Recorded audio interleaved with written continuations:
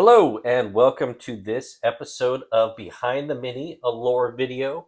Nikki, how are you doing today? I'm doing great, Andy. How are you? I'm pretty good. I'm kind of excited to go over this story. Yeah, today we're doing the Phoenix and the Dark Phoenix Saga.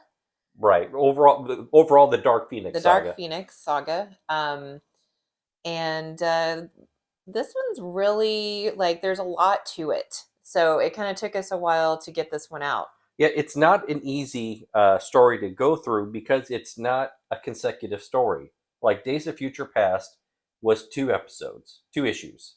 You've got me saying episodes now. It was 2 issues, and you could read a couple before and after, and really get a good feel of the whole story. This is basically 2 chunks of a 4-year timeline that tells the story. Not only that, but later it goes back and does classic X-Men stories where they publish the original comics from All New, All Different. And then they went in and did a B story to where they filled in and explained further. So they did that a lot with the Phoenix Saga. Right. So, and for those of you who did not grow up in the era of records, a lot of record singles used to have an A side and a B side. The A side was the song everyone wanted on the radio. The B side was a less popular song. In this case, it is now a song, if you will, about the story that fills in a lot of blanks. Further than that, so that one filled in a lot of blanks, but even further, how many stories were created because of this one Oh, that yeah. it influenced? So there's so much to talk about. Yeah, in fact, as I was just kind of going over our notes, what the story is ultimately about, I just realized it predates one of my favorite overall stories in media well, what is the story ultimately about, Nikki? Well, it is about the rise and fall of a hero Into a villain, into a villain. The corruption, the really. The corruption. the corruption of a good person who had more power. Um, Gee, who does that sound like? That's my favorite person who wears armor that's all black, has a red sword. oh yes, yes. Anakin Skywalker. It predates Skywalker slash Darth Vader, Now, so this one is really tricky though. When you're talking about the Phoenix, it's one of those things where when the story was first written, this was Jean becoming corrupted by power. right. Later, we're thinking, okay, the Phoenix is totally separate from Jean. And then they're kind of feeding off each other. There's a lot of takes on this and a lot of mind changing throughout the years. Right. So that's another thing that makes it complicated. Yeah, even you and I kind of have some not hugely different opinions, but we have some different opinions on certain meanings and things that go through the story. So Yeah. it's a great conversation piece. So let's dive into it. Right. So the story was the author or authors, Chris Claremont and John Byrne, Hmm. 2 classics. We just talked about them not too long ago from Days of Future Past. Yeah, they really hit it out of the park on this one. They were, especially Chris Claremont, because Claremont had really the first part of the story. It's not till you get to the Dark Phoenix part of it that we start getting John Byrne as a contributing author as well as an artist. But yeah, Chris Claremont, such a visionary for a lot of the stories he wrote. Yeah, and he really liked the idea of giving someone like Jean, who, according to Scott, according to Cyclops, you read it in one of the comics after she becomes the Phoenix, she is the weakest X-Men. Right. And so he really loved the idea of giving someone like her a whole lot of power. Oh yeah, yeah. Um, was first released in all new, all different X Men in October 1st of 1976. It predates us. Yes, it's older than we It's are, older than we Andy. are. Oh my gosh. As we stated, it really spans 4 years. It starts. We're going to put quotation marks around starts. It starts in issue 101. That's the issue with the space shuttle, and we'll talk about that in a second. And goes to issue 108, And that's what they consider. That's what Marvel considers the first part of the story. So that's what, over a 7 month period you get that, and then years later it picks up again in issue 129, and the ultimate issue is 137, which is the death of Jean Grey. But Andy, it never really stopped. It really didn't. It continued on. That's what makes it so great. It has so much depth. So it was such a slow burn for her to go from where she was before she became the Phoenix, Jean Grey, to her making a sacrifice. And there was so many nuances and just so much depth to the story. That's what makes it so good. And that's what makes it hard for people who try to make this into a movie, Oh because it gosh, just yeah. can't be done. No, like you said, the nuances. There's a reason why it is considered what, like I said, the greatest story arcs in comic history. Um, you've got to understand a lot of different. It's a lot of setup. It's not in your face all the time. No, but it's there. It's there, and it's like you said, very subtle at certain points. But when the payoff happens, it's phenomenal. Yeah. So why don't we start by talking about the Phoenix Saga, the issue 101 to 107 that kind of sets everything up and why that's important to the overall story. Okay. So the first part of this, the Phoenix Saga, and I really originally wanted to put this into two parts, the Phoenix Saga and the Dark Phoenix Saga. And luckily you talked me out of it, mainly because the Phoenix Saga is boring. It really is. And I don't know if I'd say it's boring, but it's just that it's more of the setup for the Dark Phoenix. It's more like, okay, this cool thing happened, and then the Dark Phoenix just comes along and blows you out of the water. It's like you're eating a wonderful pie and it has a really not great crust. But the crust is part of the pie and you need to eat it. And that's what the Phoenix Saga is to me. Okay. So, and I think there's a caveat to this, and you kind of already mentioned it a little bit. We're going to tell this part of the story as it was originally told in 1976, issue 101 to 107.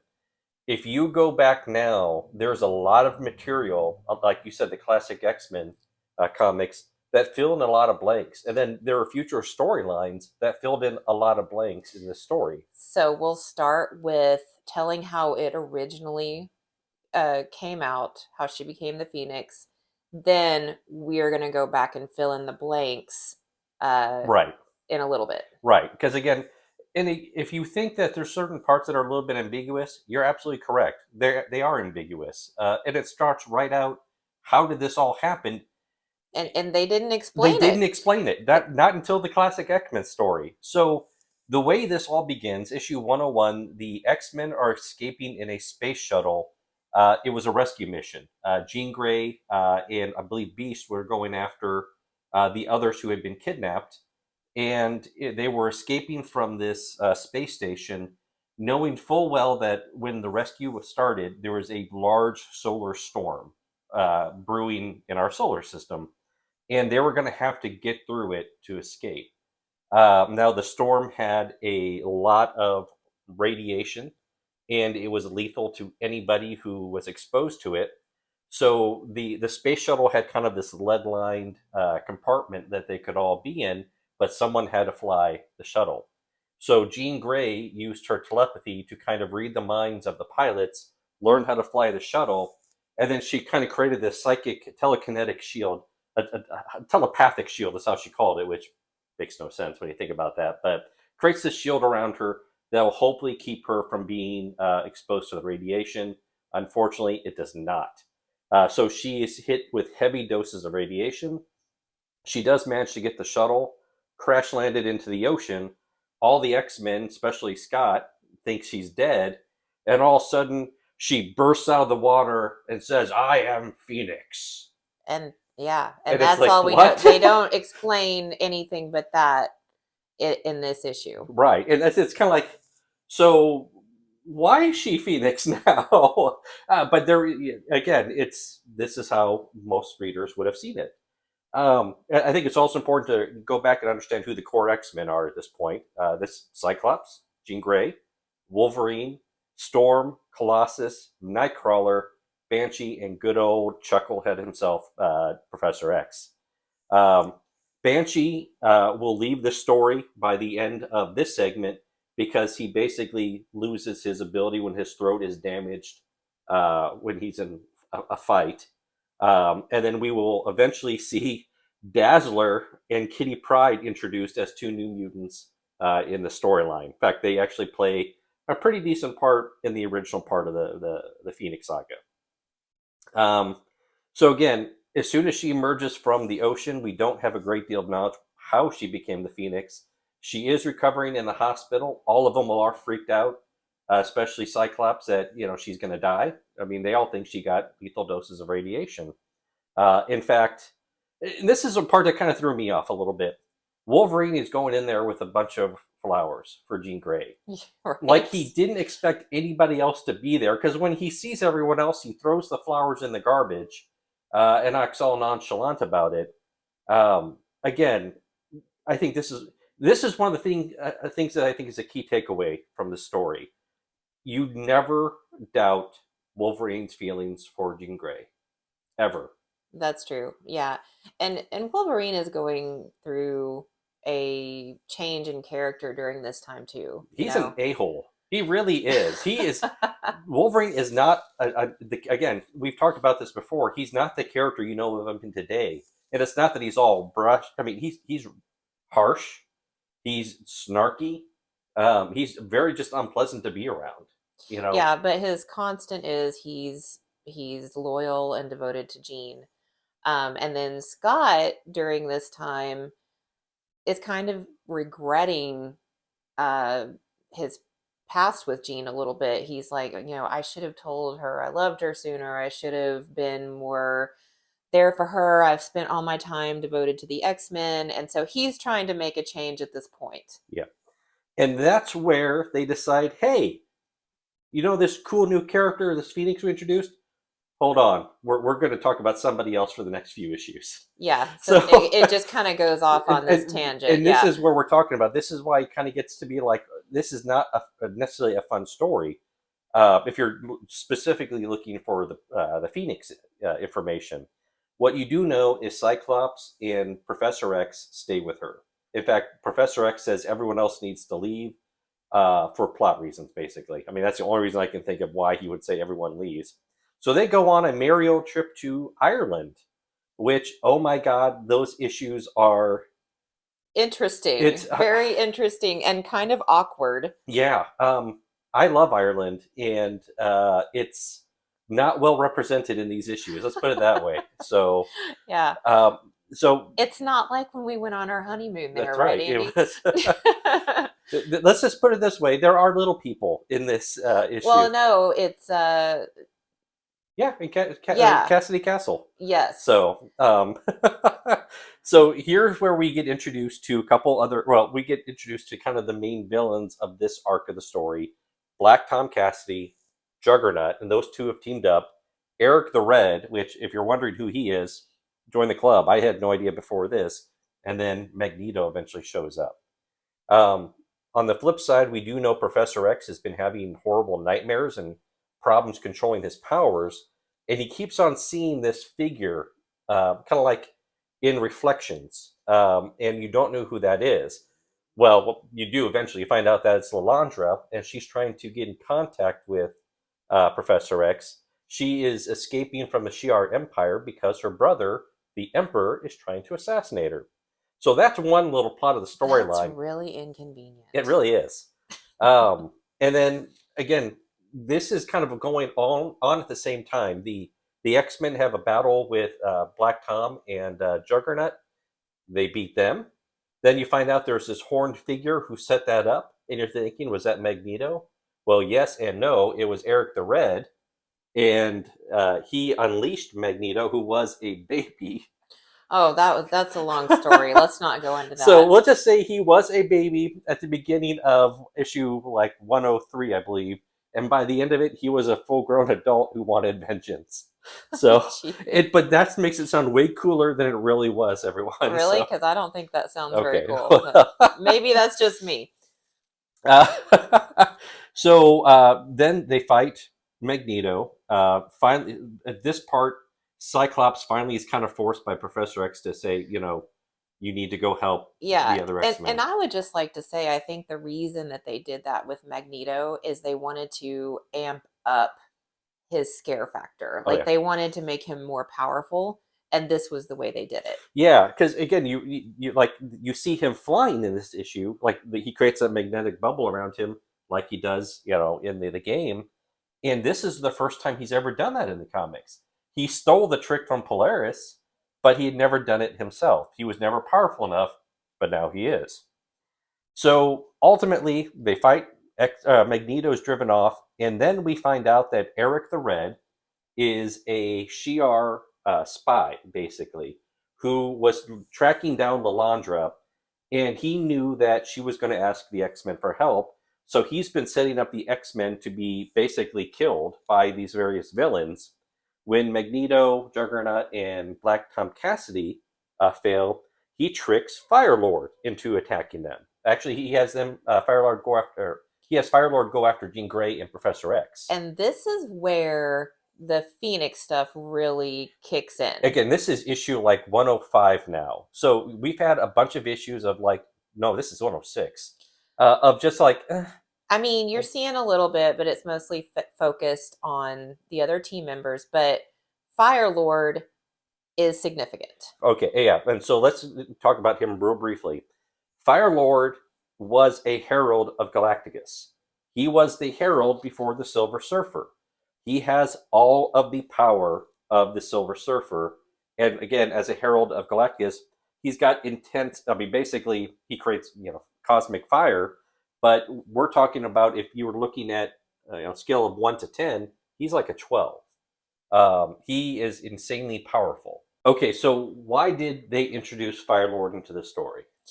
Okay, so when Chris Claremont uh, was writing this, and he wanted to make sure that everyone knew how powerful Jean Grey had become as the Phoenix. So I believe he wanted her to actually be compared to Thor. And I don't remember who, like The editor. the editor, I think maybe Jim Shooter, but that could be wrong. It doesn't really matter. That person said no female character is going to beat Thor. So they kind of were a little tricky. They kind of got around this because Firelord had beaten Thor. Previously. So they thought, let's bring Firelord in, and this person won't notice because Firelord beat Thor. If Jean beats Firelord, that shows our comic book readers that she is just as powerful, maybe even more powerful than Thor. And they do a pretty good job because, again, we're not talking about a long, drawn out battle here.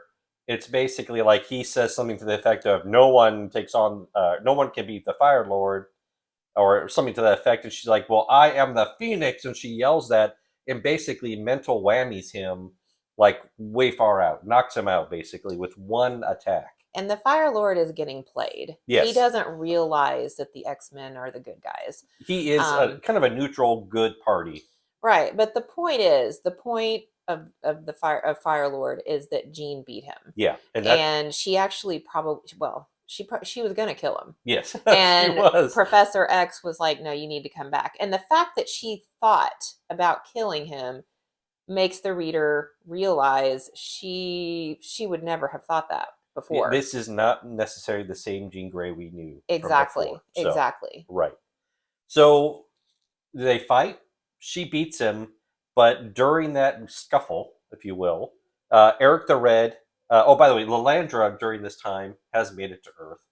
She has revealed herself to Professor X. That happened right before the fight, and that's honestly part of the reason why that fight happened in the first place. Eric the Red uses that distraction to kidnap her. He has this like cosmic portal. It's a one-way portal. He powers it up real quick, jumps through it with Lalandra, and they're teleported back to the Shi'ar Empire. And it closes right after them. So, like, how are we going to go after him? And that's when Professor X calls Jean away from her fight with Firelord. Right. and he's kind of gone crazy. Professor X is an asshole in this. He really, up until the Dark Phoenix. I'm sorry, readers and young people who may be reading this or listening to this.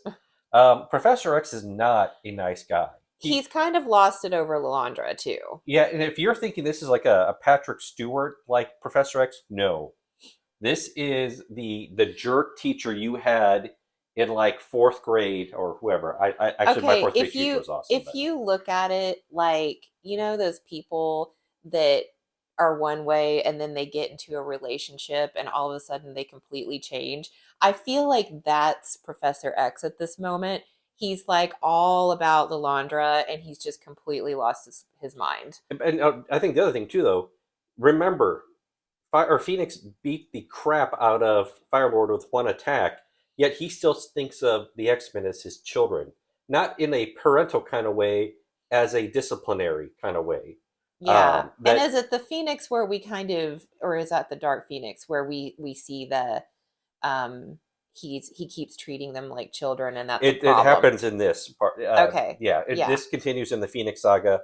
No, when Dark Phoenix comes around, that's when he starts to actually become likable again. Yeah. Or maybe in the first time. Yeah, in this one he is treating them like basically children. Like children, So yeah. and they're just like, yeah, no. So again, they have escaped. Well, Eric the Red escaped with Lalandra. So Jean Grey is like, well, no big deal, no whoop, and she uses like a bit of her power to recharge the Cosmic Gate and send all of the X-Men through it like it was nothing. Yeah, just like, yeah. And That Cyclops just happened. Cyclops is like, well, how are we going to fight or follow her? And then it's like, boop, and they're teleported over. It's like, okay, that works. And you know, Cyclops is very uncomfortable with all this. Oh my goodness. He is super like uncomfortable. He does not like this new order of things. He's used to being, he's definitely type A, I'm in control personality. And this new Jean Grey is making him uncomfortable. Right. And you know what is super annoying about Scott? Actually, a lot of them do this. They're like, "Hey, Mister," or "Hey, Oh, Buster." that was so annoying. He always says like, "Buster, what do you think you're doing?" And like, come on. I mean, to people his own age. Yes, exactly. It's not Or even younger, it's or, not even to like a older, I little mean, yeah. kid or like a Kitty Pryde who's just, you know, no. Hey, Buster. Listen, Buster, It's so annoying. you better get your head on straight. That's kind of it. So they go to the Shi'ar Empire. It's where we get introduced to Emperor Deken, who is Lalandra's brother. He has control of the Imperial Guard, which are the like super the best aliens, the most powerful aliens in across the universe, are all gathered as part of the Imperial Guard for the Shi'ar Empire. They're not a bad force. They're not a good force. They're basically like the one-person army or multi-people army for the Shi'ar Empire. They take out all the major threats.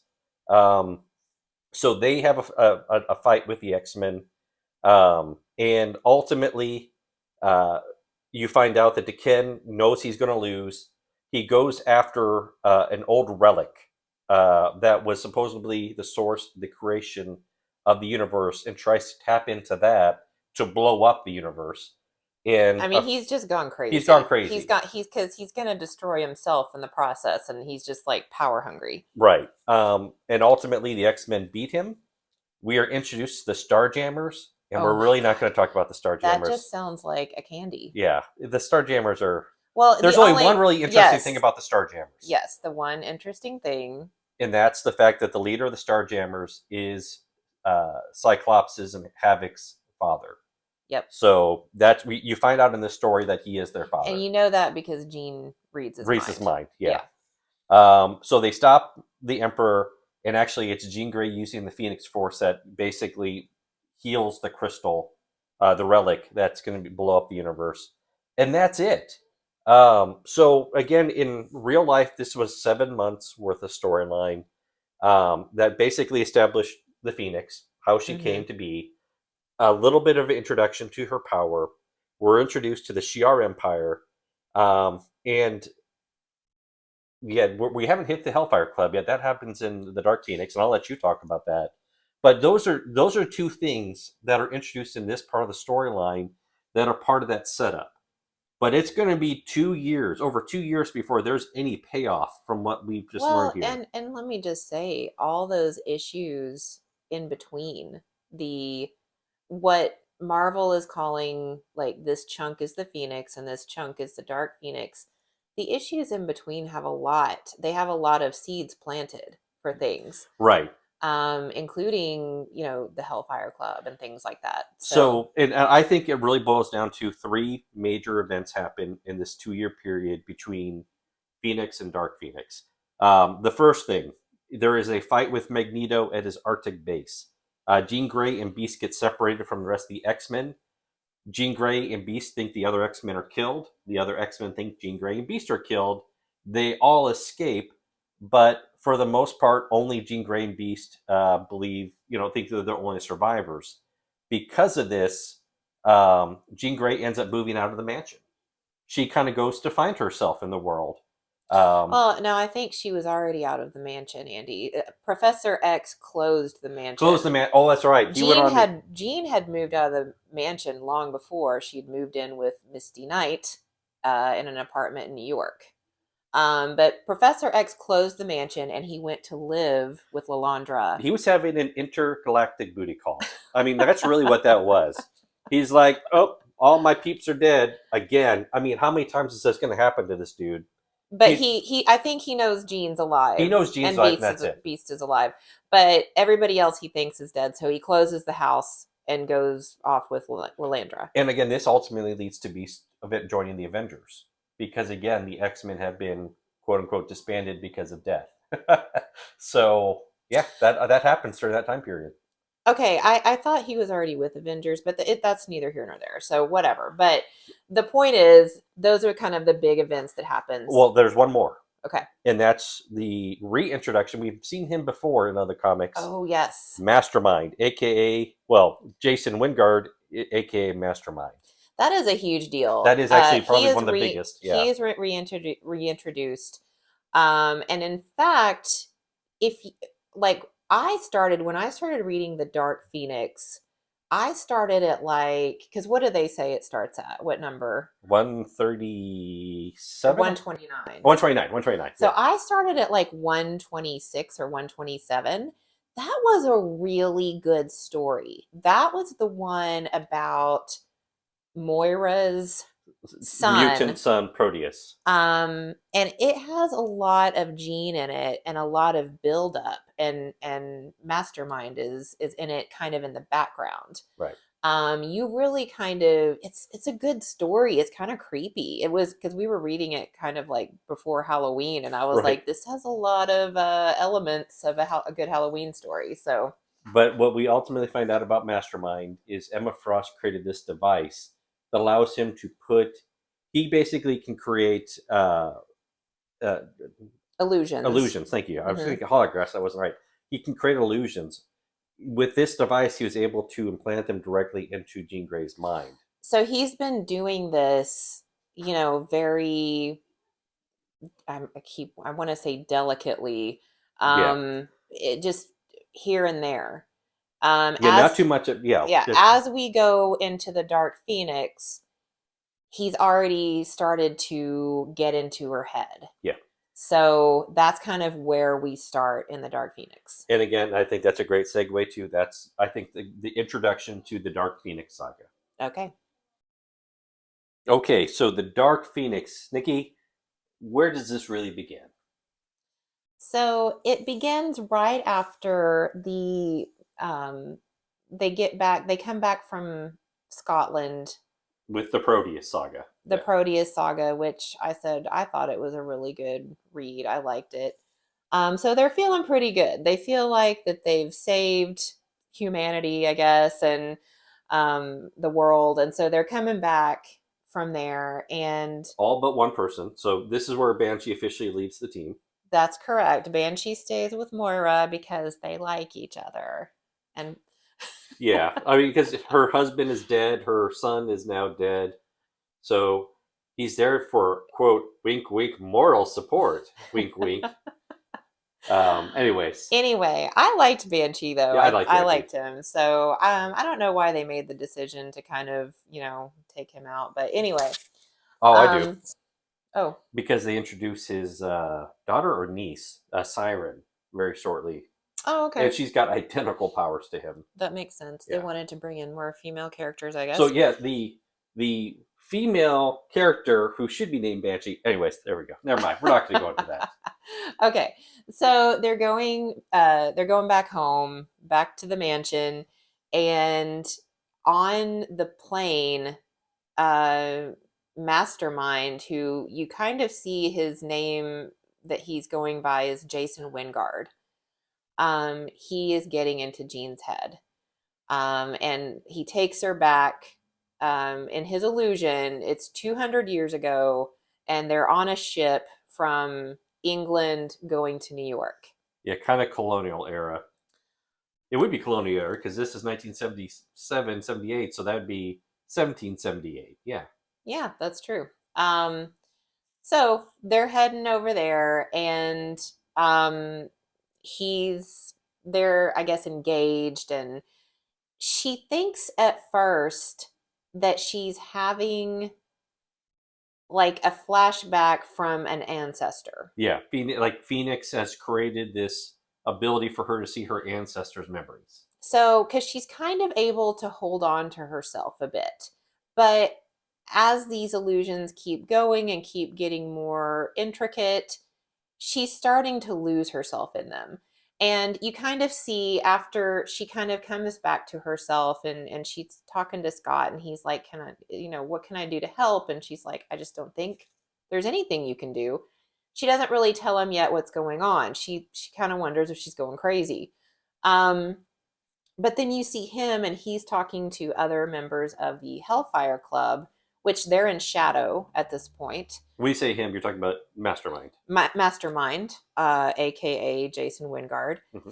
And he's saying that he is little by little corrupting Jean because, and I think this is sort of what the original purpose was in the Phoenix, was corrupting a good person, that everyone has uh, good parts and bad parts to them. And he's saying basically, oh, she has an angel soul, but there's a devil in there. Yeah. And he's trying to bring it out. So that's kind of the way that we're looking at this right now.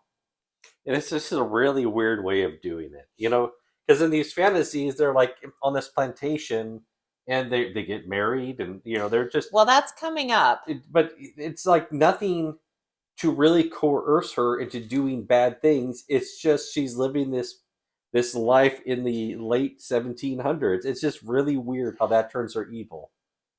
Yeah, you're right. It I'm is just, kind of. it's maybe it made sense back then, and maybe I'm overthinking it, but that's how it's actually happening. So I don't think that's what turned her evil, really. But I mean, I guess we can talk about this now. She's got all this power. So she's got all this power. She doesn't know what to do with. The Phoenix, is a part of her, and the Phoenix has never felt human emotion. Right. So if you're looking at this as the Phoenix and Jean are two separate entities that have come together, or that there's a piece of Jean in there, and then there's the Phoenix.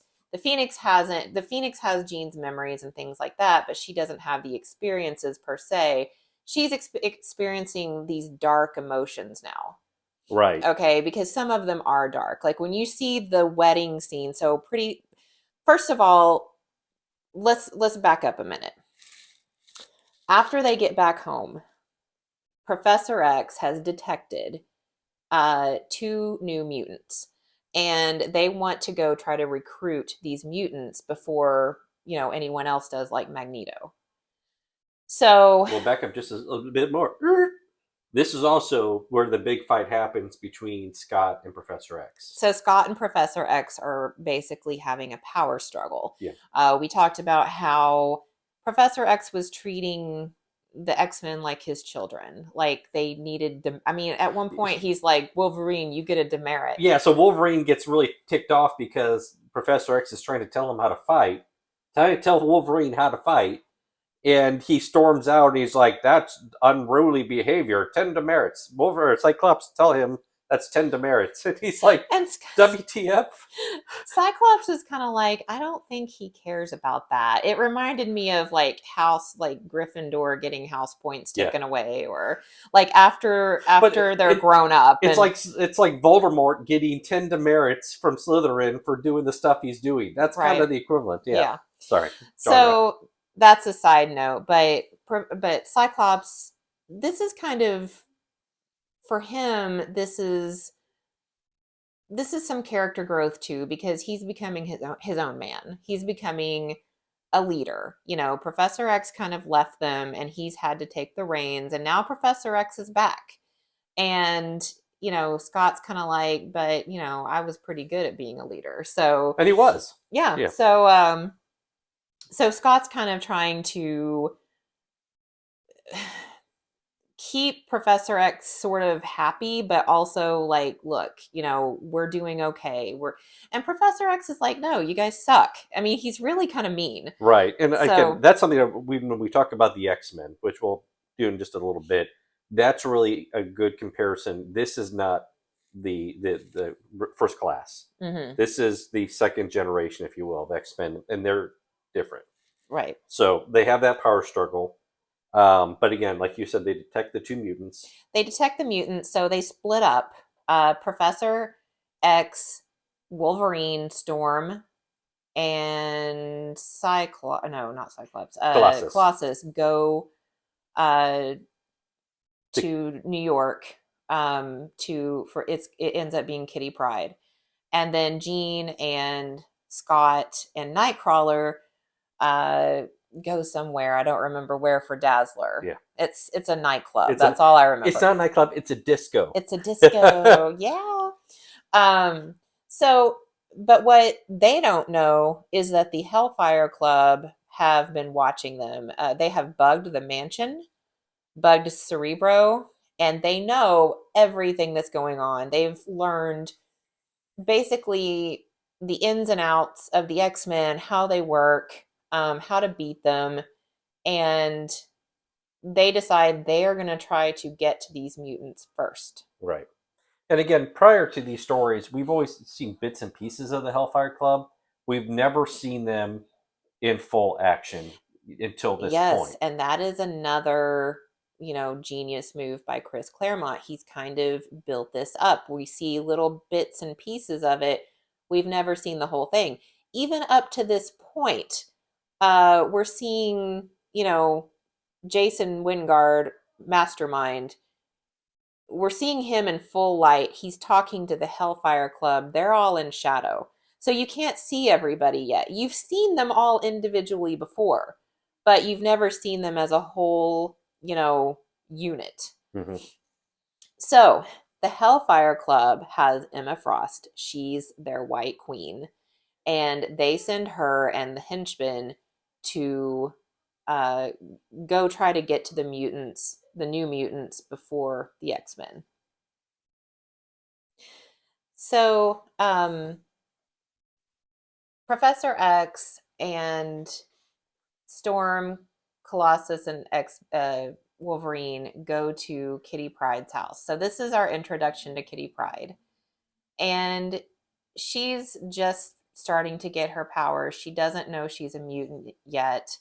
And they're trying to, you know, convince Kitty's parents to let her come to their school. In fact, Emma Frost was there in disguise right before they arrived. That's correct. As the headmaster of this other school. Yeah, so Emma Frost got there first. And so you find out, like, one of the parents really like Emma Frost and want to send her there. The other's not so sure. So they're trying to convince her. And while Professor X is talking to her parents, they take Kitty to this, I don't know, like a malt shop. A malt shop, yeah. Yeah, which I don't know if anybody calls it a malt shop anymore, but in this time they sure as heck did. They did, and it was delicious. So, and this is where, again, this reminds me of what you mentioned in the Days of Future Past video. This is where you see your best friend Storm. That's version of Storm. This is our gal pal Storm. Gal pal Storm. Yeah, she's She's someone you can go, Have a milkshake with, or milkshake have a with. milkshake with, and today's Storm, I would never have the guts to ask her to go she have a could. milk. She would not be bothered with such things. No, So it's too trivial. So they're there, and Emma Frost and the henchmen bust in. They kidnap Storm, Colossus, and Wolverine. Kitty gets away. and there's a very quick point there, though. There are these armored Hellfire Club people who go after the X-Men. Each one of them is designed to take on a very specific X-Men Hmm. and nullify their powers. So, to your point, the Hellfire Club knows everything, including the weaknesses of all the people they're going after. One of them cannot be, Wolverine can't pierce his armor because he's got this force field around him. Another one nullifies Storm's powers. Another one has this flamethrower that does something to the organic steel of Colossus. So yeah, they're multiple steps ahead of the X-Men at this point. They are. They've been watching the X-Men for a long time, and the X-Men had no idea.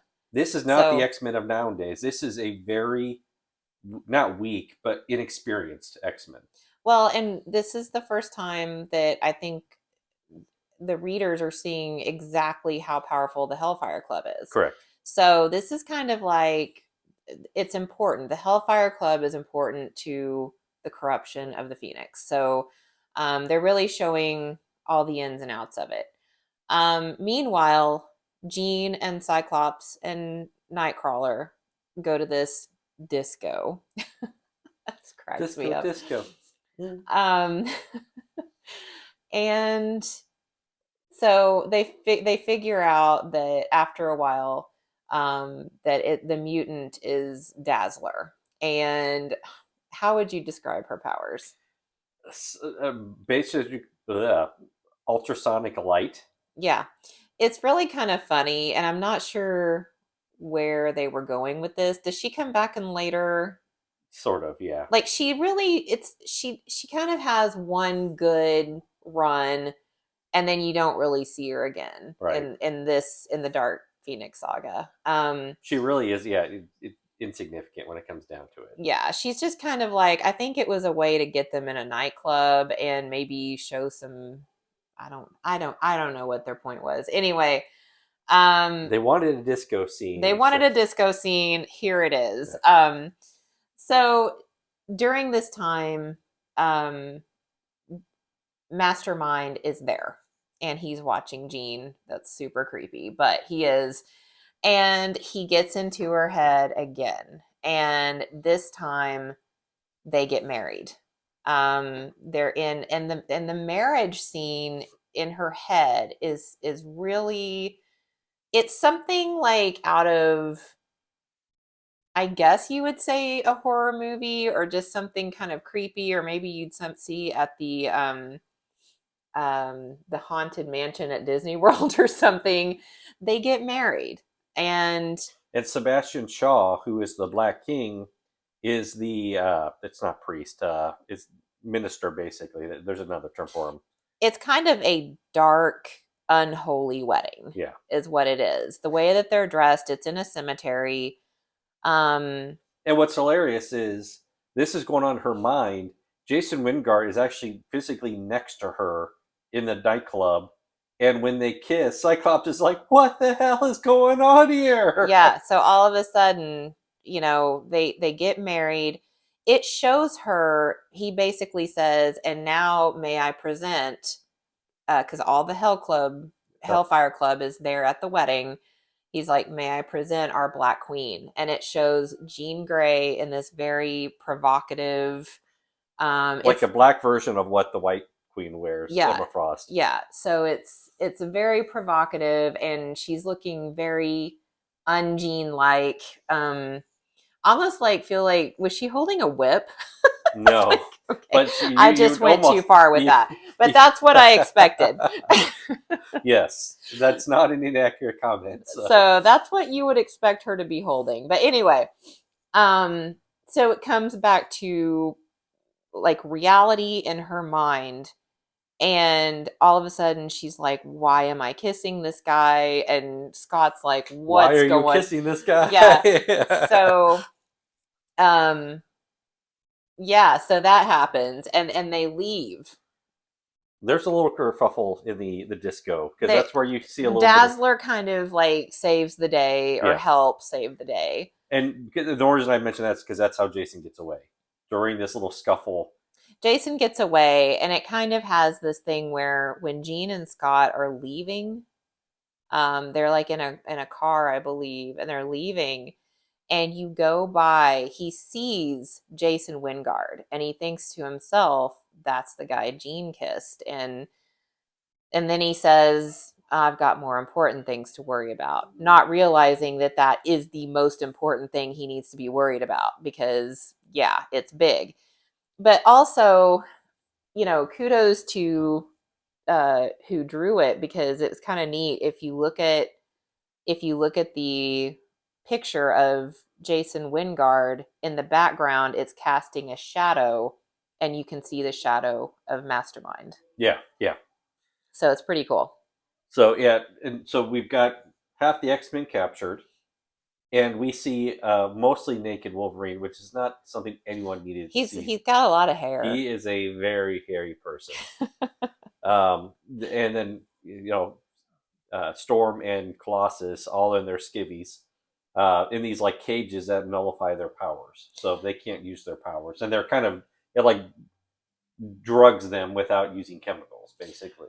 Right. And Kitty ends up calling Nightcrawler. So she figures out she's supposed to call the other X-Men, and she, because Storm told her about the X-Men when they were having milkshakes, and she knows she's a mutant now. So she calls Nightcrawler, and they do end up um rescuing the rest of the team. But then they've got the whole problem of the Hellfire Club. So everyone's back to where they're supposed to be, but the X-Men realize that they have a problem, and the problem is the Hellfire Club. um they're trying to figure out how to get in there and see what's going on. The Hellfire Club is actually quite big, but most of its members don't know. It's two facet. There's the Hellfire Club, which everyone in the public knows about, and then the Inner Circle. The inner circle is only just a few people, but all are a lot of wealthy, um, Socialites. social, those types of people are that have a lot of power. They have a lot of money. They have a lot of power. Are in the Hellfire Club, including, Warren Worthington the Third. yes, he Angel. is Angel. He is his parents had a membership, so he inherited the membership, and so they go to him, and they say, he's like, yeah, I can get you in. There's a gala or something coming up, and I will invite you guys as my guest. So that's what they do, and they all get all dressed up, and you know and that's another thing. As this is going on, as Jean the Phoenix is becoming darker, her clothes are becoming a lot more risque. So, So yes, let's talk about a risque scene that happens at this point. I know we're just oh, kind of that's right. I almost forgot about that scene. we're kind of just hitting the highlights because it is a lot to talk about. Yeah, But there's one scene in particular that happens right here.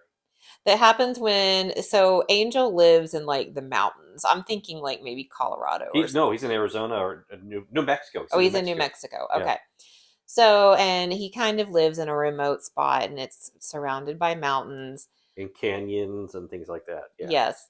So, at one point, Cyclops and Jean, Jean kind of pushes him into having a picnic at the top of this mountain. And yeah, so she changes her clothes once they get to the top. and that right there is just like, it bugs Cyclops. It bugs him that Jean just switches her clothes like that. Like, she somehow manipulates the molecules and it changes her outfit.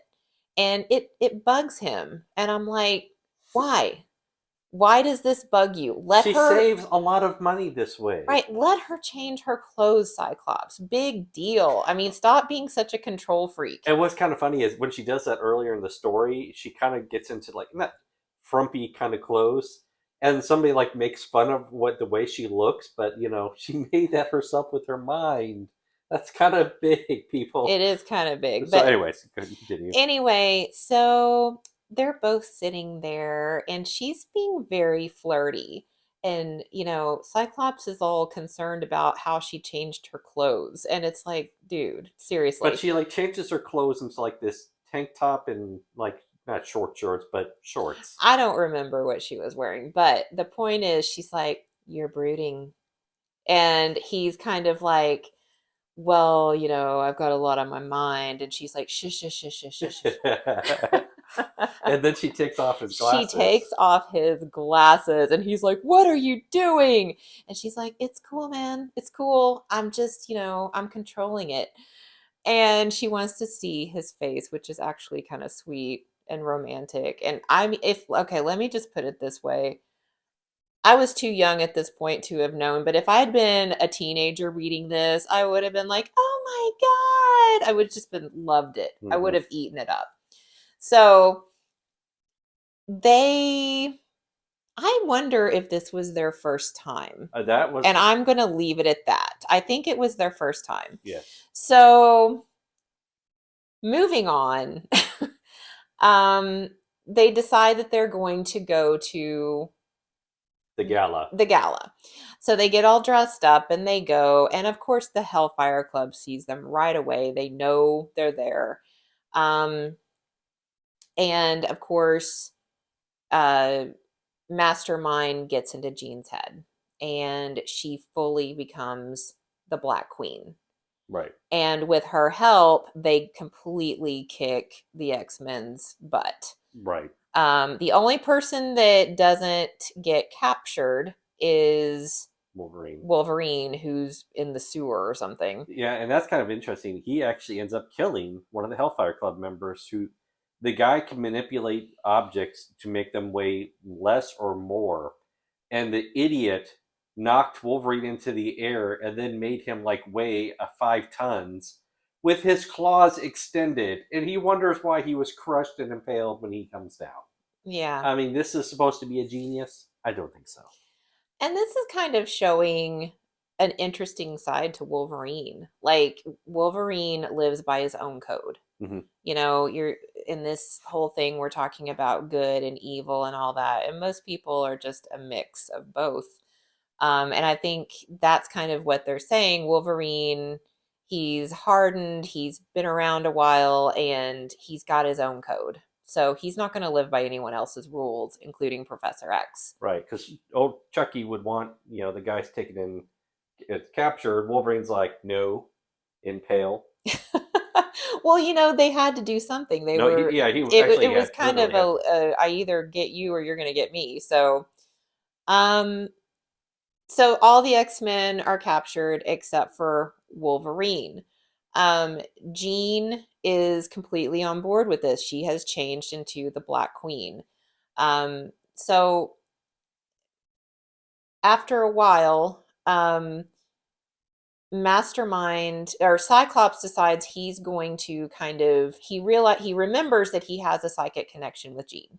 So he kind of decides, that this is my last hope. I've got to get into her head with our bond and try to figure this out. So he kind of he makes a bond with her, and basically what happens is he just becomes part of her story Her fantasy, her yeah. fantasy from 200 years ago. And that's a good way to put it, Andy, as a fantasy, because that's what Jason Wingard, Mastermind, has been doing this whole time. He's been in Jean's head. He knows what her darkest wants are. Like, he knows what her fantasies are and all that. So he's getting in there. Cyclops comes in and he becomes part of the story. And he's like, Jean, you have to come with me. And she thinks that Mastermind is her husband. Yeah. So then Cyclops and Mastermind start to duel. Jean thinks that he kills Cyclops, and that brings her out of it. And all of a sudden, she's Jean again. Yeah. And so at that point, she helps the X-Men Completely thrash the Hellfire Club. completely thrash them. And in the end, she turns on Mastermind, and she's basically like, do you have any idea what you've done? Do you know what you've set, what you've unleashed? And he's backing away, and she's walking towards him. And the art in this is amazing, like the drawings. And I guess she just kind of makes him lose his mind, Yes. because he looks like just a shell at the end of it. You know, backing up just a second, or backing up quite a bit, one thing that's happened, from the moment she turned into Phoenix up until this part, she had what Professor X called these like locks on her power. She was never able to access the full Phoenix power, when she Yes. was Phoenix Jean Grey, on purpose because it's too much. Yeah, they knew, and all through all of these issues, over these 4 years, there's been talk that Jean, how is she going to control all this power? And everyone's worried about how much power she has. So she tapped down herself mentally. Yeah, But what they say at this point is when Mastermind was in her mind, he broke those locks. He yeah. basically removed them. So now she's 100% Phoenix powered Jean Grey. And at this point, she knows what he's done. He's used her. He's manipulated her. He's taken advantage of her in just about every way you can think of. And in fact, when you go back, and we'll talk about the classic X-Men stories where they fill in some of this, you see how much that he has abused her, how much he's taken advantage of her, because it goes back and shows a lot more. So she is absolutely unhinged, furious at this point, and I guess she basically kills his mind. I mean, Yeah. he's basically just He's a vegetable. He's brain dead at that point. And this again, this is not how Jean operated before. So yeah, they basically defeat the club, and the day has won. They're leaving the mansion that this all took place at. The police are coming. Yeah. There's a lot going on. The police are coming. All of a sudden, um, you know, Jean's kind of been quiet, and people are kind of going about their business, and all of a Well, sudden, hold on. Before I know what you're about to say. There's one other key thing I think is important because this is where you and I kind of differ on the triggers. But it's Scott. mhm. He's doubting. He's like, who is she? I'm afraid of her. Scott is afraid. He's afraid because she just, basically killed a dude. Killed and then So, basically helped them take out the most powerful mutants that they've ever. I mean, you could argue some of those powerful mutants they ever covered or ever fought with ease. So and again, remember, she doesn't mean to necessarily. She's always reading everyone's minds. as she's gotten more and more powerful, and especially now, everything's been unleashed now. It's like all of the power, everything has been unleashed. She can very easily, without even trying, know what everybody's thinking, even some of their deep thoughts that they don't know they're thinking. Right. So she knows that Scott is having doubts, that he's scared, that he's not sure how Jean is going to control herself. And then that's when they're in the middle of the air, and as you said, she's all quiet. X-Men are kind of doing their own thing. She makes this announcement, and she says, "Hear me, X-Men. I am no longer the woman you knew. I am Phoenix. I am life incarnate." Something to that effect. Doesn't she call herself the Dark Phoenix at this point? I am the Dark Phoenix. We'll have to go back and check about that. But she is, I don't know if she's ever called herself the Phoenix up to this point. Yeah, she did. As soon as Did she? as soon as she, yeah, no, that's her name. Okay, you're right. You're right. No, you're right though. She does. She She calls does herself say the I am Phoenix. Phoenix, but I think that this time she means she's no longer Jean. Whereas before she was still kind of Jean. Now she's like, yeah, I'm Phoenix. And she blows up the airship they're in. Yeah. So Jean blows up their ship and they all fall to the ground. And Jean proceeds to basically kick everyone's ass one by one. Yeah, it's not even a close fight at this point. She's just wiping the floor with them. She wants to kind of sever the ties that she has to the X-Men. She knows they're a part of Jean's life, and she's fully taken on the Dark Phoenix.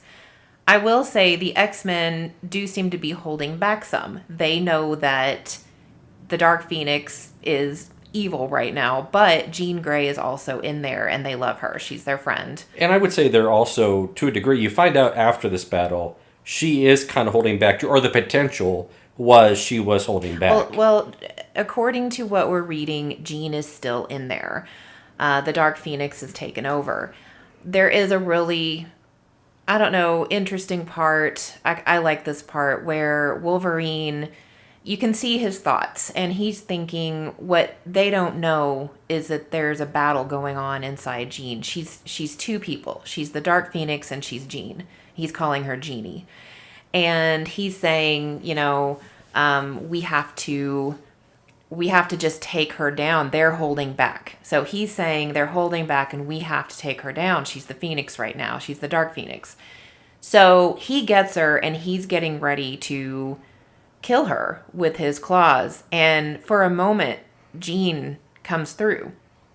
Not Dark Phoenix. It's Jean talking, and she says, "Do it, Wolverine.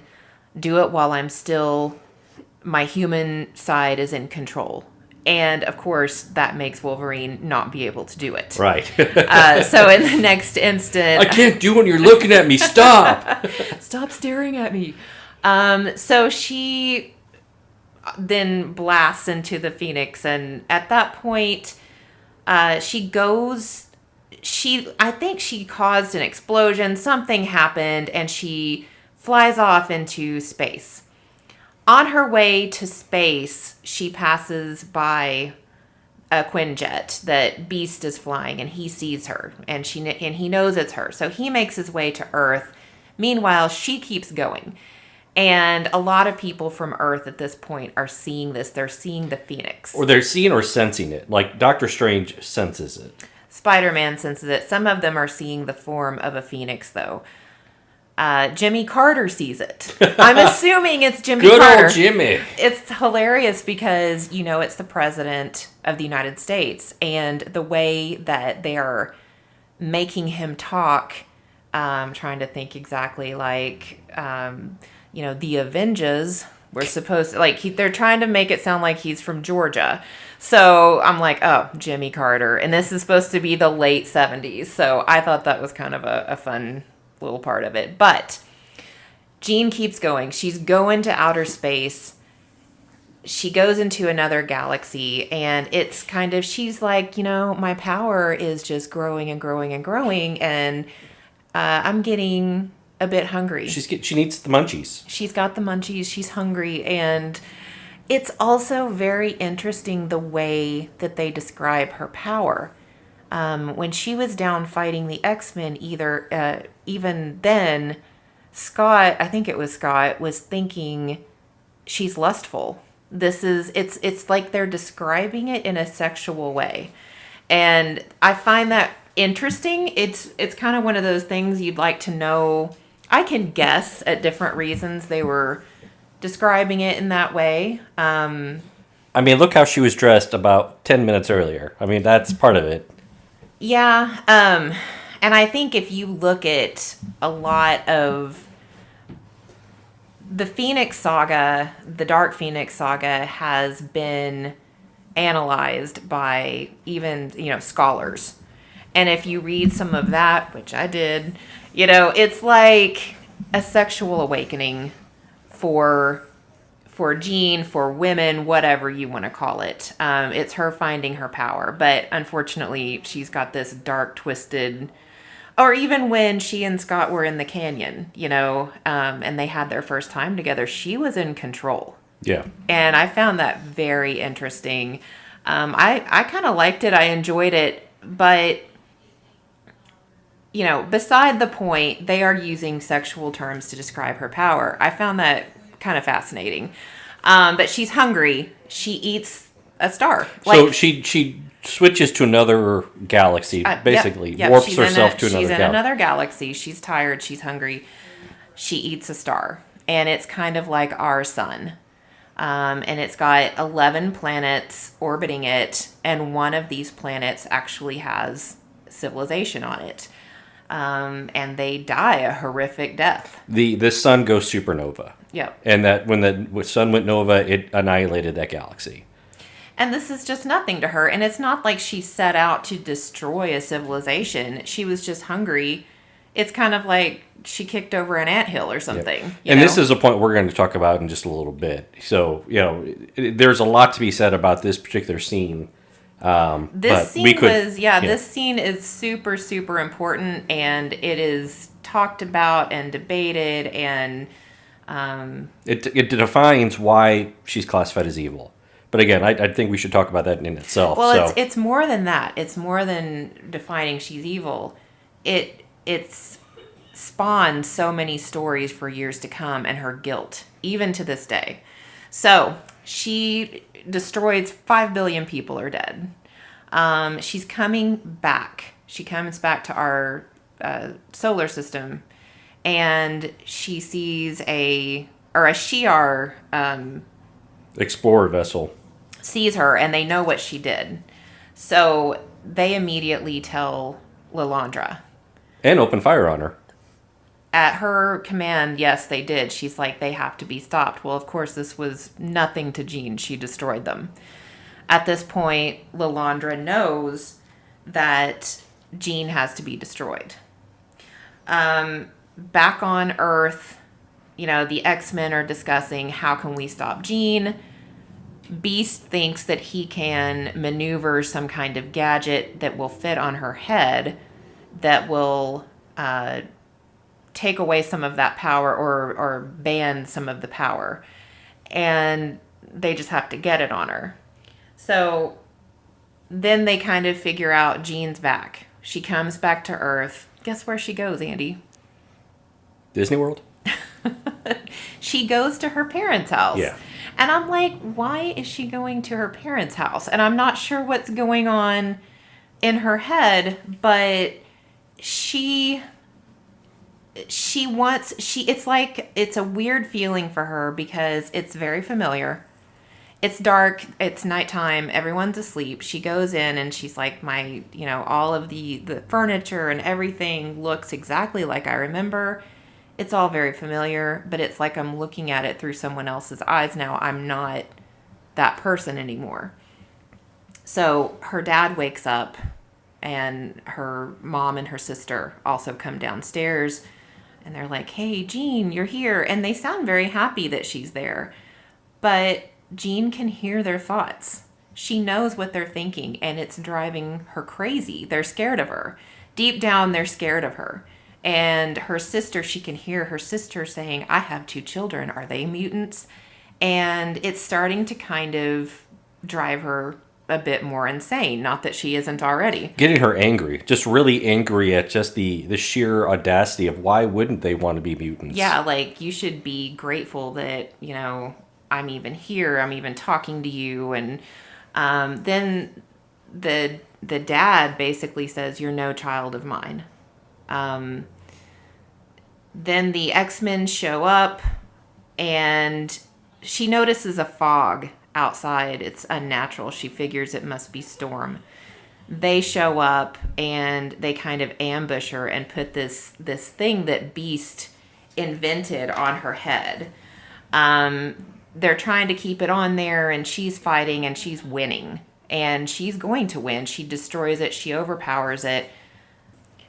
So Cyclops shows up, and he's trying to get through to her. He's saying, remember who you are. remember our love. Like, this was our love and joy was what made you save the universe. And it seems like he's starting to get through to her. All of a sudden, you see Professor X uses his mind to attack Jean. And they kind of have a psychic battle. Yeah, it's like a duel. It's a psychic duel. I think that's better. Yeah, duel is a better word. And he knows, and the way they describe it is that it's the two most powerful mind mutants, have the two most powerful minds in the mutant world, and they're dueling each other. And he is trying to basically stamp out the Phoenix. And it works. Yeah, they don't show very much of hardly any of that, but ultimately, he succeeds. It's really like he's out of his wheelchair at this point. He's on the ground. You can That's see how you know he got serious. He's like, this is F serious. this wheelchair. I need to get serious here. So he's you can see some of his thoughts, and he's having definitely a hard time. He also says something to the effect of Jean Grey tries to help him, so she's trying to also help him against the Phoenix. He does win. He wins, and she's Jean again. Technically, the Dark Phoenix is beaten at this point. She's alive, or Jean Grey is alive still, but the Dark Phoenix has been defeated. The Dark Phoenix is... They don't really... They know that she's Jean again, but they don't know if she can turn back into the Dark Phoenix. They don't know... She's there somewhere, they don't know where. Also, after this happens, and I think this is the point, like, the team tactic card called Jean. Mm-hmm. Jean. No, that's at the end. That team tactic card is the last, sort of the last scene of the story. Oh, is it? I thought it was in this comic. Because Cyclops kind of thinks she's dead at first after the psychic duel. He goes and he's like, please wake up. And then you can see his thoughts, and he's thinking, what if she turns into the Dark Phoenix again? What if she still has those powers? Can I still love her? And he answers his own question. Yes, he can love her. And he wants her any way that he can, that he can have her. So, and then he starts saying, until, in sickness and in health, till death do us part. And all of a sudden, Jean wakes up, and she's like, that kind of sounded like a proposal. And he's kind of like, whoops-a-doodles. So she's awake, and she's Jean again, and they feel like, oh, everything's fine. The day has been saved. But then, who shows up, Andy? The Shi'ar. They're the worst party crashers of all time. Really, that was bad. And you're right. We're taking a look at the cover right now. The cover of this issue, which is 136, has the Cyclops holding Jean, like the Jean card. So I bow to you. I love that card. Correct. That card is so fun. And we have to yell Jean every time we use it. Jean! So anyways, the Shi'ar are the ultimate party bummers of the galaxy. Technically, the good guys have won. The X-Men have won. And they get taken to the Shi'ar Empire, where there's basically an instant trial, and Jean Grey is going to be executed. I'm pretty sure there's no trial. They just say, you're going to be executed. And she's like, what? So up until this point, she hasn't really computed the fact that she just killed 5 billion people. Right. But it is still very heavy. And they caught it on camera. The Shi'ar caught that on camera. Whoopsies. So she's kind of like, I didn't even realize it. I was Dark Phoenix at the time. I knew what I was doing, and I remember how it felt. But she doesn't, she's kind of just processing what she did. And the Shi'ar, Lilandra is like, yeah, well, you're going to be executed for it. Don't worry your pretty little head. You'll be dead tomorrow. So this is where Charles, in his intergalactic booty call, finally comes through, because he knows that there is a way he can potentially save Jean Grey. That's right. So he used to live there, so he knows their ways, and he challenges Lilandra to how did he put it? Like a battle, just a challenge, basically, to try. Basically, if we win, Jean is saved. If you win, Jean dies. My team versus your team. Winner takes all. That's basically it. And he does it in their language, and he does it in a way that he knows they have to accept it. Like, it would be dishonorable not to accept it. Right. So they do. She accepts it, sort of. It's kind of like we will do this, wink. Well, fingers and crossed. I'm not sure. Yeah, she can't, there's no other option for her. But basically, she knows she has to win. Well, she basically rigs the game at this point. It's alluded to she's going to rig the game. Because there's a comment as she's walking off with her advisors. And they're like, she can't win. And Ladandra's like, oh, she won't. So, yeah, I see what you're saying. This is kind of, this part right here, though, they've just had this epic battle, and the Shi'ar have them up there, and you're kind of emotionally, as the reader, you're all over the map. You know, you've been through a lot at this point. They kind of have a quiet moment here. And I think also, just kind of backing up 1 second, this is a giant-sized, double-sized issue. So basically, this is 2 issues in one when it ultimately comes down to it.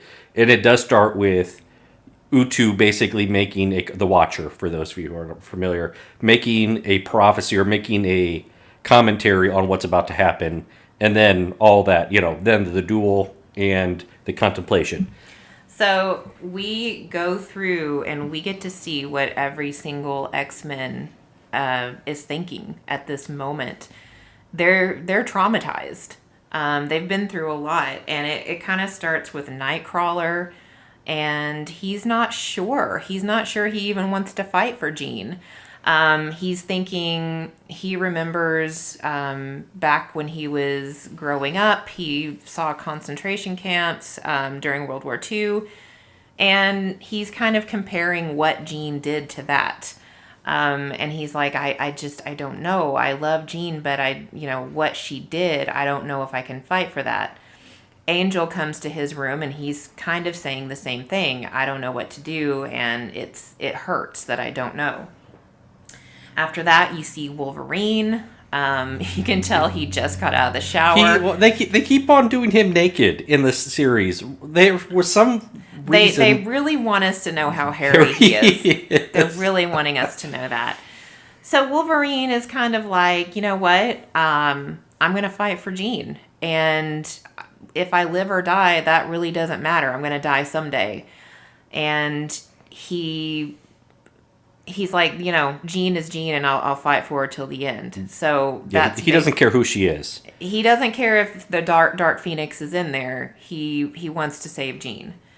They move on to Beast. Beast is more intellectual about it. Beast is like, we live by the rule of law, and that's what separates us from the animals, which is funny. And he's like, Jean deserves a trial. And he's like, I know what you're gonna he's say. all intellectual. Jean deserves a trial. Then he gets out of the bath, and there's a masseuse there. He's like, oh. And he says, oh, my stars and stars and garters. And he's like, oh, no time to think about Jean, masseuse time. He kind of reminds me of Benjamin Franklin. Exactly. Yes, I think that's kind of exactly who he is. That's exactly who I thought of when I saw that, because he's also, really smart, intellectual, and then a lady walks in. Hello, nurse. So after Beast, we see Colossus, what he's thinking. And his tidy whities. Seriously, people. I guess this is why it's the greatest ever, because it's so realistic. Yes, no boxers for this man. He wears tidy whities. The way that Colossus feels about this is that they fought so hard for Jean, and to turn his back on her at this point seems really wrong. And he's like, Jean is in there, and she's Jean. And so he's on board. He's going to fight for her. After that, it goes to Storm. Storm is like, I wish I was still in Africa. That's basically what she's thinking. She's always naked, when she's sleeping anywhere else, and that's we see that she has no clothes on. She's undercovers. Again, that's another trend: naked Wolverine and naked Storm in this series. Tidy whitey Colossus. I don't know. I feel like everybody's naked at some point. I don't think it's You're just right, Storm, actually. And it's everybody. They're just showing. I don't know. They're trying to show their human side, I guess. And they're vulnerable, and I think Chris Claremont, that's why we're here. That's why we're seeing their thoughts. This is character development. Yeah. And I Like, hate, were they cool with what happened? And the answer is no. They were not cool with what happened. The X-Men, we're that is. seeing, Or most of them we're were. seeing their thoughts. We're seeing what they're thinking, their emotions. Storm is like, I joined the X-Men, and sometimes I just wish I was back in Africa in my village. And, but here I am, and Jean is like my sister, and I'm going to fight for her. Then finally, we see Cyclops. And for Cyclops, he is in a position where he's a leader. And he's looking at this, even though Professor X is back, he's a leader. Yeah. He's a born leader. And he's like, I can kind of see where Lilandra's coming from. And if I were in her position, wouldn't I do the same thing? And he gets it, but in the end, he loves Jean and he wants to save her. And Jean kind of comes in at that moment, and, she's like, even though the cost might be too great, and they have a moment. And she's wearing her original Marvel Girl costume. And I didn't talk about that. That was the first thing that happened when we saw everybody's thoughts. She told one of the Shi'ar people, brought her this something to wear, and she's like, okay, thank you, I want to be alone. And she's very sad. So Scott's kind of like, why are you in your Marvel Girl outfit? And she's like, I don't really know. Nostalgia, pride, this is just how I want to, if this is the end, this is how I want to go out. Yep. And I think we kind of figure out in this moment, if you didn't know before, this is bad. Yeah. It's bad she's in her Marvel Girl outfit, because it's kind of like the end of a story, and it's ending. It very much has a last ride kind of feel to it. Absolutely. This is her last ride. So, yeah, they have a little bit of a moment with each other. Finally, Cyclops is not making an idiot of himself by thinking and doubting her. It's just, he's there in the moment with her at that point. And then we go to the battle. And we found out that the Imperial Guard that the X-Men fought in the original Phoenix part was more of the B team. The A team has been summoned for this one. That's bad. I mean, they were fighting for you Americans, the junior varsity before. Now they got the varsity team, if not the flippin' NFL at this point. So it's a bad battle. I mean, it starts out, the teams are evenly matched, and right off the bat, the X-Men are getting rocked. Every one of them are just getting countered by. It's not even like the Imperial Guard have counters to all their their mutant powers. They're just so powerful, the X-Men can't stand up to them. In fact, during one of the parts of the battle, which is kind of significant, Wolverine gets knocked through this like transparent wall, and he gets thrown into this weird building that you find out belongs to Utu the Watcher. And Utu's like, why are you in here? Get out of here. This is my house. Get off my lawn. And Wolverine's like, I didn't mean to come in your lawn. I don't even know where I am. Meanwhile, all the X-Men, except for Jean Grey and Cyclops, are just getting hammered. Right off the bat, Angel, who flies off to try to scout, as he normally would in their battles, gets knocked out. Again, it's not so much important the fact that who they're fighting. It's just the fact that all the X-Men are getting just thrashed. So then we go see Jean Grey and Scott, and they're actually doing better. They're holding their own to a degree, but ultimately they are doomed to fail as well. But at this point, Jean Grey is still Jean Grey. She is forced to bring on the Phoenix powers. So she erupts into the Phoenix. And at this point, she's also reminded of what she did as the Dark Phoenix. She blew up the Shi'ar explorer ship. She destroyed that planet by, eating the sun. Let's not go over the fact that the Shi'ar fired first. It doesn't matter there. But she's finally kind of contemplating, I am the Phoenix, and I don't know if I will go bad again. I don't want to. I want to be a good guy, but I don't know if I won't become a bad guy in the future. And in the end, she ultimately sacrifices her life. The Imperial Guard are going to win, one way or another. Before they can do that, basically Jean Grey kills herself or allows herself to be killed by this Shi'ar device. And that's really kind of the end of the story there, except for a epilogue by Utu. And you really, really like that epilogue. I did like it. He basically says that Jean Grey gave up her powers because she wanted to be human. And I think that's really neat. Yeah, and you know, when she sacrificed herself, that was the redemption. That was her coming back into she was a hero again. Just yeah. So it is very heartbreaking. And we find out later that originally they weren't going to do it like this. Right. There was a much different ending to this story. And I think that we should talk about that. Let's talk about why some of the things that we find out later. Some of the things that can go back and be filled in. Right. But just to clarify, when this ends, Utu gives his epilogue. The very next issue is actually the issue we started talking about for the Days of Future Past, which is the funeral for Jean Grey. So with that, let's go back and review how Marvel has, over the years, filled in the blanks for a number of these questions or just plots that were not at all well explained in the story. Or actually, in some cases, it was so they could resurrect Jean. Oh, well, let's find out. Okay, so when we look at what we just read, we read the Phoenix Saga, the Dark Phoenix Saga. There's a lot of things that could have happened but didn't because of Jean killing 5 billion people. That was something that the guy in charge at Marvel, I think it was Jim Shooter, he couldn't let that go.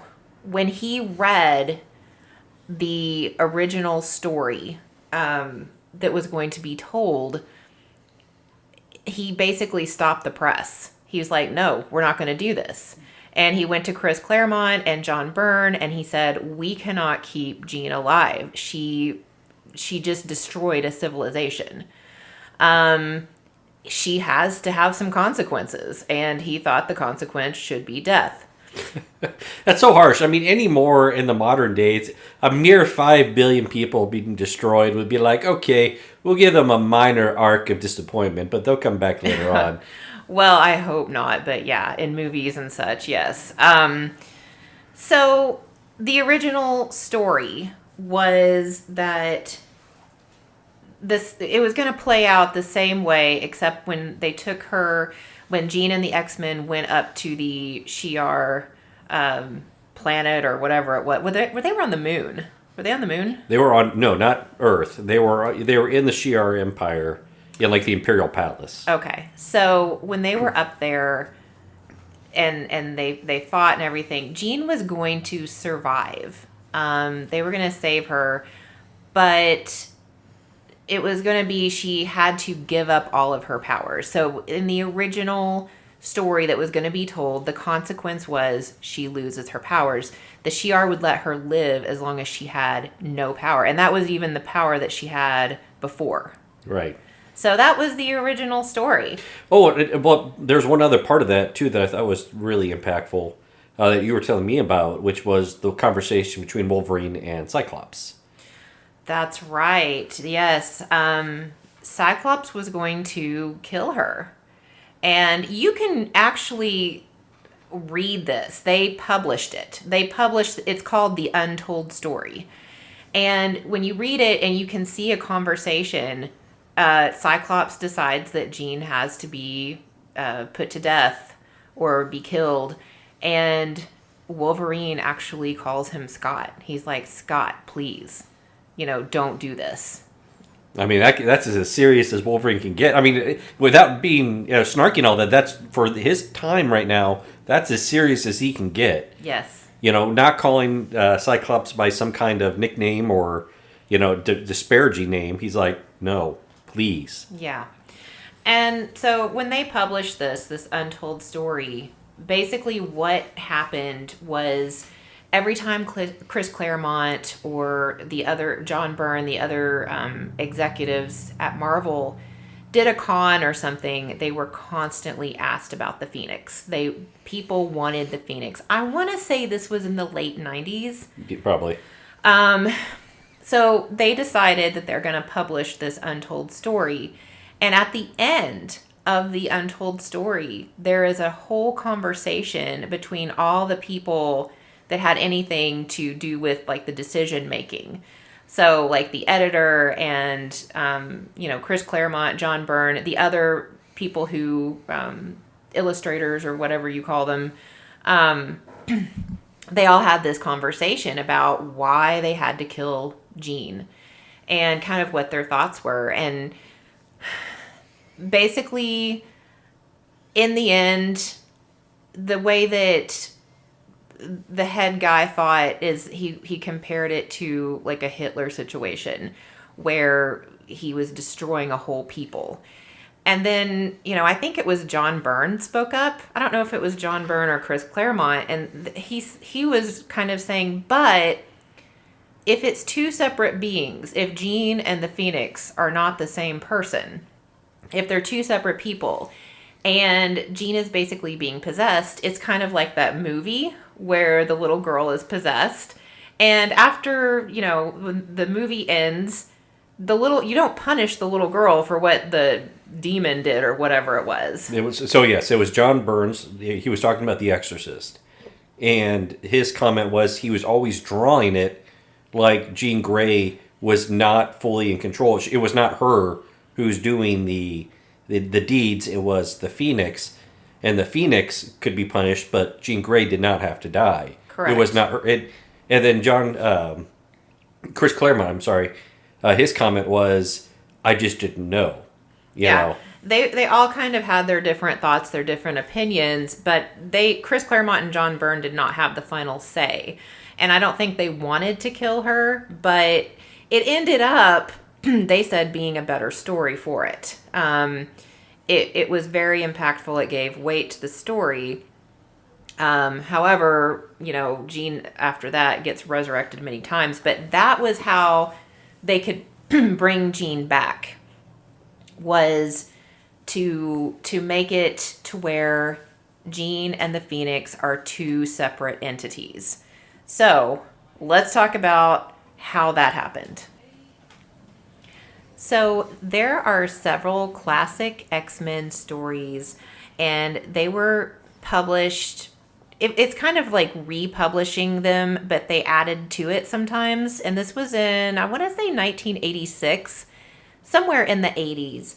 And they would have the same classic story, but they might add a little bit to it, and then they would have a B-side.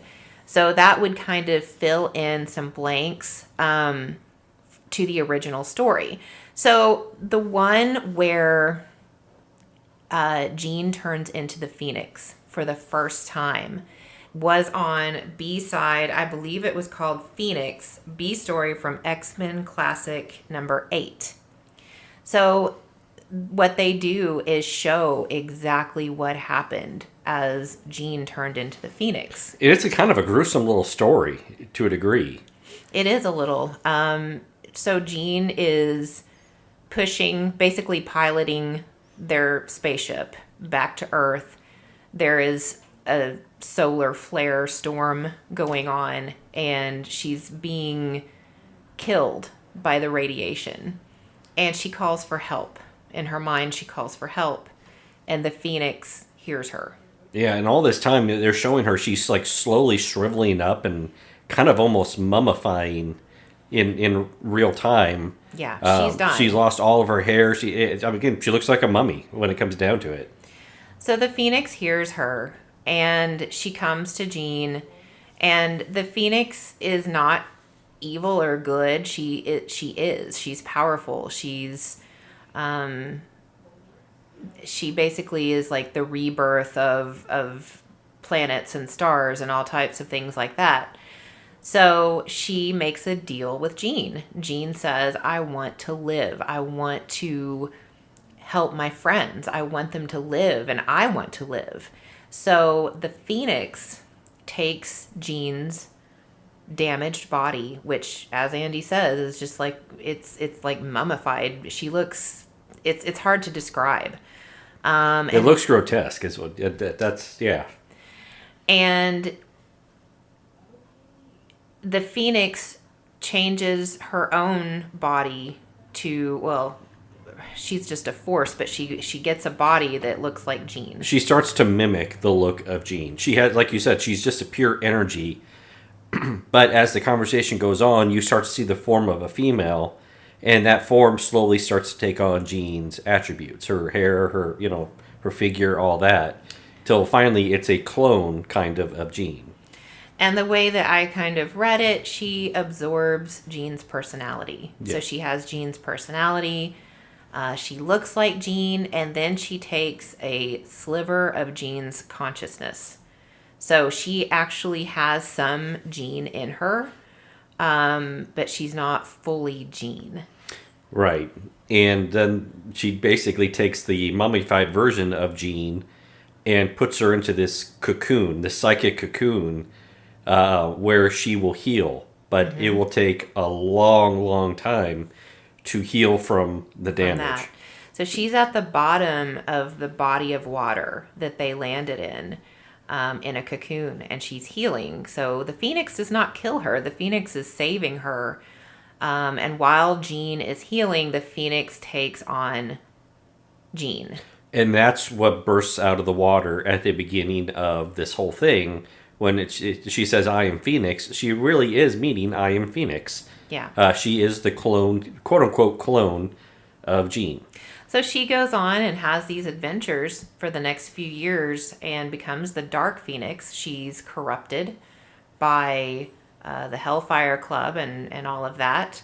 And that's kind of the thing we were talking about with Jean wanted to die a human, but really it was when they went back and kind of changed it, it was the dark human emotions that kind of corrupted the Phoenix. So it's interesting when you think of it that way. Well, and then too, you mentioned this before, kind of, one of the other B stories they explained was what Jason Wingard did to Jean, or how he slowly started to manipulate her when she was on vacation. Yeah, it was Greece, right? In fact, it was called Vacation. It is, let me find it here.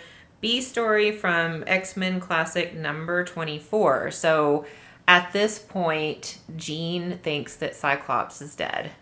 This was kind of in between the sagas where Cyclops and all of that gang thought that Jean and Beast were dead, and Jean and Beast thought they were dead. So Professor X closes up the mansion, and Jean is kind of like, what do I do with myself? She goes, I think it is Greece. It's Greece, yeah. While she's there, even like on the plane ride over, Jason Wingard kind of turns himself in, because he can transform his looks. And he transforms into a priest that sits by Jean. And then later he pays some boys to push her into the water. She loses to mug her, basically. To mug her. Yeah. Takes her passports and luggage, and she has no money. So he transforms into a Greek man. Swashbuckler kind of a man. He's like an attractive young man, and he, offers to take her home, and she's kind of suspicious at first, but he wins her trust, and they kind of form a relationship. I mean, this is gross. He's abusing her and manipulating her on so many levels. Right. Emotionally and physically at this point, because I don't know how much of a physical relationship it was. They definitely there was something going on. So, yeah. And again, that's where that anger comes from, a lot of it, when she does transform into the Dark Phoenix later on. Yeah, because you were kind of saying, I don't really understand how she turned so dark. Well, this explains it a little better.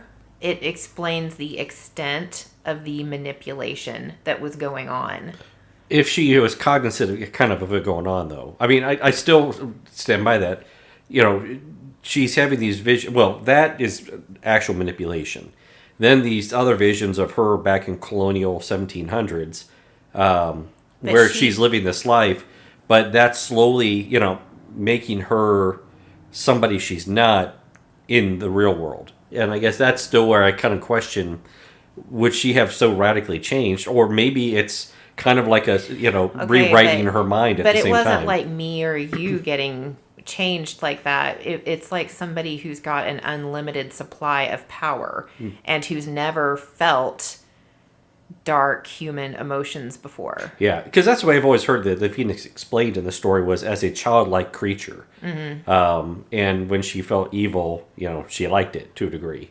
But yeah. So yeah, those two B stories really filled in a lot of the blanks there for what happened. Yeah, there's a couple more. There's a love story, which is the B story from X-Men Classic 6. And that shows, it's really interesting. There's no words. It's all just drawing. And it shows Jean is getting ready to go on a date with Cyclops. And it really kind of, this is Jean Grey. She's not the Phoenix yet. It's right before she becomes the Phoenix. And she is so excited about this date, and she's doing things like, she's making with her telekinetic power, I guess. She's making like men's clothes dance with her, like she's dancing with. It's very Sleeping Beauty, that scene in Sleeping Beauty. Right. We have daughters, and it's very, very innocent and very sweet, and I think it's kind of trying to show who Jean was before, which is pretty interesting. There's other B stories. There's Stalking Life, which is a B story from X-Men Classic number 18.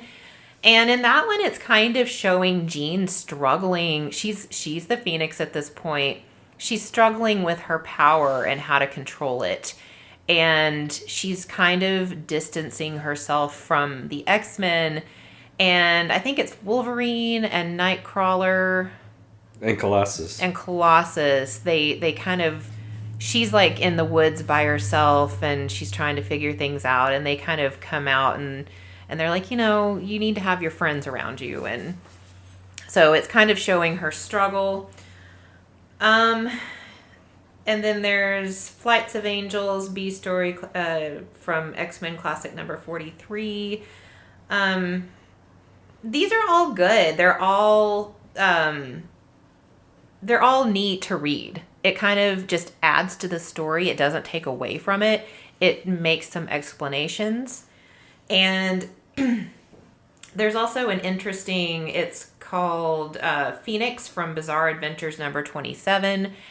I think, if I remember correctly, that's the one where they kind of go back and they show Jean how she originally got her powers when she was a child, and Jean's best friend was dying, and Jean kind of got into her mind and was trying to pull her back, but instead Jean was kind of going over the other way. She was dying, and the Phoenix heard her and saved her. So we learn from this that the Phoenix has been in her life since she was a child. For a very long time. Very long time. So, and then there's also the What If Classic, or What If number 27. And that is what if Jean hadn't died. Which is different than the Untold Story. So it's somebody went in and made a whole story about what if she hadn't died, but wasn't telling the story about what the original was supposed to be. All right, so that's the way they filled in the story, but what about how the story has been progressed through other things that happened within the X-Men? Yeah, there's been a lot, but I think one of the really big ones is Madeline Pryor. Madeline Pryor. Well, why don't we talk about that one next then? Okay. So Madeline Pryor is one of the more frustrating things, in my opinion, that happened after the Phoenix Saga, and not because of her existence. It's how her character gets treated, and ultimately her end. So Madeline Pryor was a clone created by Mr. Sinister of Jean Grey. The problem was she did not have, or this clone did not have any of the psychic potential that Jean Grey actually has, and she was actually a failure.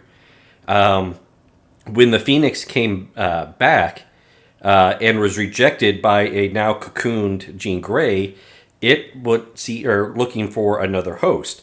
Since Jean Grey, since Madeline Pryor technically was a clone, it put itself into Madeline Pryor. So the new host of the Phoenix became Madeline Pryor, who was, again, the clone of Jean Grey.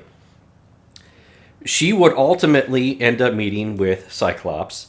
He did not realize that, I shouldn't say that. He did know her past. And he basically, I think, was feeling, not nostalgia for Jean Grey. I'm trying to think of the better term. He was missing her. And he began a relationship with Madeline Pryor. And ultimately would have a child with her. Yeah, and I think if, you look at Cyclops, when Jean died, he was devastated. He was absolutely devastated, and he left the X-Men. We talked about during Days of Future Past. That's why Cyclops isn't in Days of Future Past. He left. So he went trying to figure out what his next step was because he just didn't know. So meeting Madeline Pryor, there's somebody who looks like Jean who probably kind of acts a little bit like Jean. I mean, it is a clone of her. And it has, again, part of her personality from the Phoenix. It has the bit of consciousness that the Phoenix took from Jean. And then it has, I think the way they put it was residual Phoenix power. Yeah, so she was not nearly the power of Phoenix or even Jean Grey. In fact, it was negligible to a degree, but that was not, she was not the new X-Men. That was a side life for Cyclops at that point. And that child they would end up having would be Nathan, which eventually would become Cable in the far future. So that's kind of one of the first major effects of the Phoenix Saga was this is the origin of Nathan Summers, a.k.a. Cable. But what gets me is how they treated Madeline Pryor after Jean Grey actually did come back, which was not in an X-Men comic. No, yeah, it was Fantastic Four. It was Fantastic Four. So Fantastic Four discovered Jean's cocoon. Right. And they brought her back, and everyone was all happy. And Cyclops ends up leaving Madeline Pryor and Nathan. Yeah, he doesn't say... he's kind of like, I'm sorry I have to go, but he doesn't give her any explanation, nothing. And I think ultimately it kind of, the way that she's been treated, it kind of drives her insane. She would eventually end up becoming the Goblin Queen, and they would end up having to fight her. She would end up dying, and Nathan would end up having to go to the future because he would get the techno-organic virus. He was the savior from the future. And it was actually Rachel, his sister, who would actually come back to get him. But she was not Rachel Summers at that point. She was, I can't remember what the term they used for her, but she was like the clan leader of the Exani's son. And she went back to the past to bring Nathan to the future to save him. But what's interesting, too, when Madeline Pryor died, Jean somehow absorbed Madeline's memories and the Phoenix's memories, which later I guess she got rid of a lot of it, but she still kept faint memories. So it's kind of like Jean Grey was like all of them at once. Exactly. Yeah, and that's not going to mess up anybody now, is it? Living 3 different lives. It's like there's a couple of thoughts I have here that are not appropriate for this particular conversation, but it does make me wonder. It's like she had other people's experiences doing things we think she's never done herself. So it's kind of funny how those kind of things can. And I think like we could go on and on about how much the Phoenix influenced other stories. There's just so much, and of course, one story begets another story, begets another story. But I was like, when I was looking at all of this, and it's like, even now, there is a story now Well, that. we'll get to that one in a second, but yeah, and that is kind of what I'm going to say is a precursor to that. So because of the Phoenix, talking about long residuals from that one, the Avengers now had the X-Men firmly targeted as potential threats. And after the House of M story, there was only 100 mutants left, and then eventually the first mutant would be born, Hope. There was a big conflict between the Avengers and the X-Men, all looking for this new first mutant to be born after the House of M saga. So the tension obviously very big there. And it ended well, but again, the X-Men were now firmly being watched over by the Avengers, and then that would lead on to later on the Phoenix Force, where bits of the Phoenix would be transferred into 5 of the X-Men. And interestingly enough, the Phoenix is drawn to Jean. She is the perfect host. Right. But when Jean is not around, she will go to other people, including her first choice is always Jean's family. Jean's bloodline, yeah. Jean's bloodline. I think there was something with her sister. There was definitely something with Rachel Summers. Of course, we talked about Madeline Pryor. But yeah, the Phoenix wants a host. And then what you were just about to talk about was one of the most recent Marvel events as of November 2022, which was the Axe, which is Avengers versus X-Men versus Eternals. And the Celestial was judging Jean Grey to see if she was worthy or not. And that, to explain that story, a whole another video. But what you find out from this issue, it's Jean Grey and Wolverine with some of the Avengers, some of the Eternals, and they watch her getting judged. And this is really, I think, one of the best times or first times we really get a full answer as to, does Jean Grey take responsibility for what happened? And the answer is yes. She firmly believes she was at fault. She was not in control, and that is something, 30 years, 40 years later, it's been haunting her still. And she's judged unworthy by the Celestial, for the record. But what's hilarious in this one is Wolverine was judged right before her, I think, and he was judged worthy. Captain America judged a little before that, unworthy. And Wolverine gets really pissed off that Jean Grey was considered unworthy, and Wolverine himself was considered worthy. And he's like, this is the most messed up universe when I'm worthy and you're not. Yeah. It was sweet. It was, I can't do justice to what was going on. I loved it. I thought it was a really good story. It really was. And just, he still loves her, no matter what. Mm-hmm. She can do no wrong for him. And they both have dark pasts, obviously. He's never destroyed 5 billion people, but he's come close. But the thing, and that's what I loved about this one, is the fact that Wolverine, to this day, will still be her champion. Not that she needs him to be, but he will stand by her to the end. Yeah, it is really sweet. And beyond that, they've even gone and said the Phoenix existed.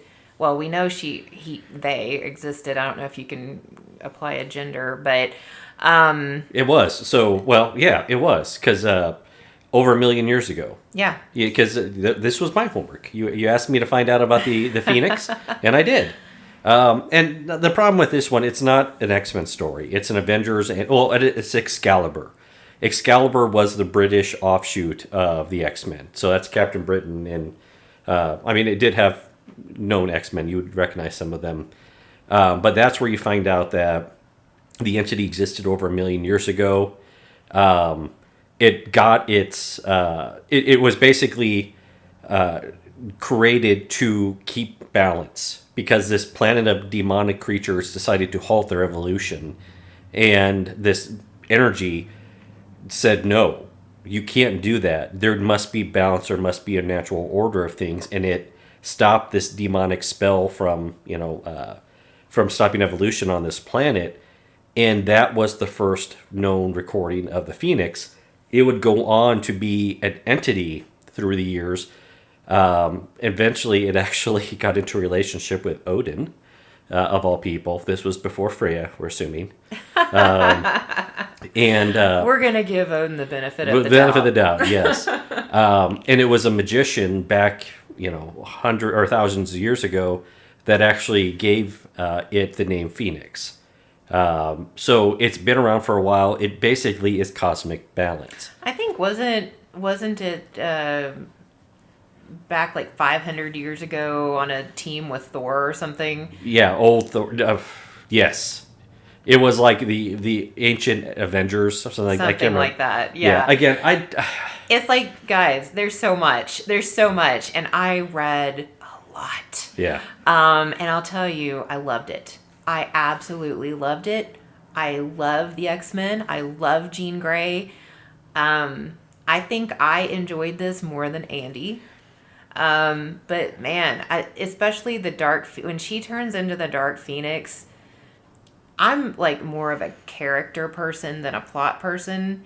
And just all of the characters just developed so much during that time. I just loved it. Well, that brings up a next point, and I think you did enjoy the story a lot more than not a lot more than I did, but I think there was something very cool about this story, and again, it's something we've talked about on and off. Let's talk about what really is the Phoenix in the sense of, is she evil, or what really went down when she became the Dark Phoenix? Because I think that is not a cut and dry story, in my opinion. Okay. So, Nikki, I'm going to say it. I think Cyclops is at fault for the Dark Phoenix. And I don't think so. So, and this is my thought and my, overall, my impression from reading this story. Jason Wingard obviously did a lot of really bad things. He messed her up. I hate to use the word victim because somebody that powerful, she was a very strong champion, a very strong woman. I hate to use the word victim, but for the sake of this conversation, let's say she was a victim of Jason Wingard and his manipulations. That's actually a very good word for it. She was a victim, unfortunately. So that basically, we talked about it. It took down all of her defenses. It left her in a vulnerable state, but it never fully broke her. Because as we saw, when she thought Cyclops was dead, it broke the control that Jason Wingard had over her, and eventually allowed her to team up with the X-Men and destroy the Hellfire Club. What we find out happens next, and this was in the original series, was they're heading on to this plane that's going to take them back to their base, and Cyclops is starting to think about how dangerous she is and what happened during that night. And in my opinion, his worst offense is he doubts her. And she is reading everything. As we've stated before, she can't really stop it. She automatically reads everyone's thoughts.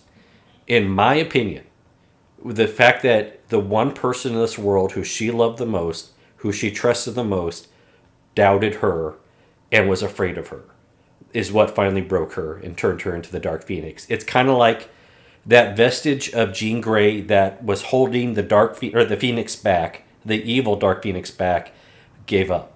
Mm-hmm. Sort of. Because I would postulate that had Wolverine been the love of her life at that point and was boarding that plane and she was reading his mind, all she would have got would have been positive reinforcement. And I know this is part of what the What If talked about. That he would not have been judging her or doubting her. He would have been just happy that they had her back. Well, and I think they have done stories where Jean and Wolverine end up together, and I think it depends on who's writing it, what they would say about that. But I guess to me, yeah, Cyclops could have been more supportive. Absolutely. I do believe that. I believe that he was kind of against her having all that power in the first place. He didn't like it. No, he didn't. It freaked him out. And he made it very clear over their entire relationship. Again, she was reading his mind, how uncomfortable he was being next to her. So I get that, but he, in the end, he did say, I'd accept Jean for everything that she is, whether she's the Dark Phoenix or not. And I think that to me, it was Jason Wingard. It was Mastermind. If you look at everything that he did, especially if you go back and look at the classic X-Men and the B story, when I think, if I put myself in that situation where somebody was lying to me and manipulating me like that, to where we even were in a relationship together, and when I found out, when I kind of came to my senses or found out, I don't know. I would, and if I had that kind of power, that's what would unleash it. Right. That anger. Like that anger that I've been played. I've been lied to. I've been played. This guy has been manipulating me for years now. He's gotten inside my head. He knows my every thought. He knows my fantasies. He knows everything. That would unleash an anger like I can't even tell you. But would it make you want to kill your friends and the people who love you? Well, if I had a weird Dark Phoenix entity inside me, it might. Who's to say, right? Well, it's kind of like I said, Andy. It's hard to say because we're not that powerful. Right. When you're angry, you make bad decisions. That brings me to another point that I want to talk about. I don't feel what she did was evil when she destroyed that planet. Because, now, was the effect horrible? Yes, absolutely. It was very clear. It kept on saying she was hungry. She wasn't thinking, I want to kill a whole bunch of people. I hope that, people are devastated by what I do. No, it said, I'm hungry. And it was seeking substance. And to your point, like that planet was like an anthill to something of that cosmic magnitude. That when she absorbed it and it went supernova, that was an accident, not a direct, action by her. Right. It would be, I guess that would be more manslaughter than premeditated. Again. Right. No, it wasn't premeditated. She was not setting out to destroy an entire civilization. It's so, in that way, I agree. You can't compare her to a Hitler or something like that. Right. But if she did find out as the Dark Phoenix, she wouldn't have cared. No, she would not. She didn't care. So she needed to be stopped, and there did need to be some consequence. I mean, to me, though, it's like if a tornado was cognizant, would it care, what it did? No. That's what she is. She's a force of galactic nature. And when she goes back to being herself, even though we know that wasn't even her body that she was in. Right. She still feels guilty to this day. We see that when she was judged in the latest stories. So, yep. She's still paying for it to this day. So Absolutely. I feel like she, as horrific as it was, she's definitely been punished. Oh, yeah. And by herself, probably worse than anyone else at this point. So, because Cyclops has done some pretty nasty things over the years himself now, and as stated, so has Wolverine. But yeah, Andy and I disagree on on exactly who's to blame or if anyone's to blame. But that's what makes this a great story. Yeah. I feel like there are options. It's not, this is it, cut and dry. It's like, well, here's some interpretations you can make. Oh, yeah. No one's right or wrong necessarily. It's how you interpret what happened. It's a great conversation. That's it. Great So, conversation, and I love yeah, having conversations like this with you. me too. All right, so why don't we kind of wrap this up a little bit with how we saw what happened in the story translates into Marvel Crisis Protocol, the game. Okay. Oh, my stars and garters. You know, I don't think I'm ever going to see that and not think of Randy Beast. Randy Beast, yes. So we did see a number of very cool references throughout the Phoenix Saga as to things we see into the Crisis Protocol game. Oh, stars and garters. You know, he says that a couple times at least throughout the storyline. Now he's not redoing anything when he's doing that, in the sense of that's his reroll. But anyways, that's his famous catch line through a lot of the story when he's in it. Hey, you know what I saw? And I can't remember. We're going to have to go back and find it and put the picture up. I saw Scott Cyclops say hit and run. Hit and run. He does a hit and run. He's like, yes, it's when they're fighting the Imperial Guard. And he's like, we need to, use some tactics here. We'll start with a hit and run attack. Yeah, I was like, hit and run. I thought that was pretty cool. We see a reverse fastball special where, because they're on a moon, not the moon, but a moon with no gravity, Wolverine throws Colossus in the fastball special. Mm-hmm. That was, I think, the first time ever done in the comics where it was the roles reversed. And we did see an optic devastation from Cyclops. Yep. When they were escaping from the Hellfire Club. After they met Dazzler. Mm-hmm. Of course, we saw Jean's powers, but unfortunately, Jean in Marvel Crisis Protocol is not the Phoenix. We're hoping this year. Fingers crossed. Fingers crossed. But we saw her use her telekinetic power. Oh gosh, she threw things all over the place in this one. So yeah.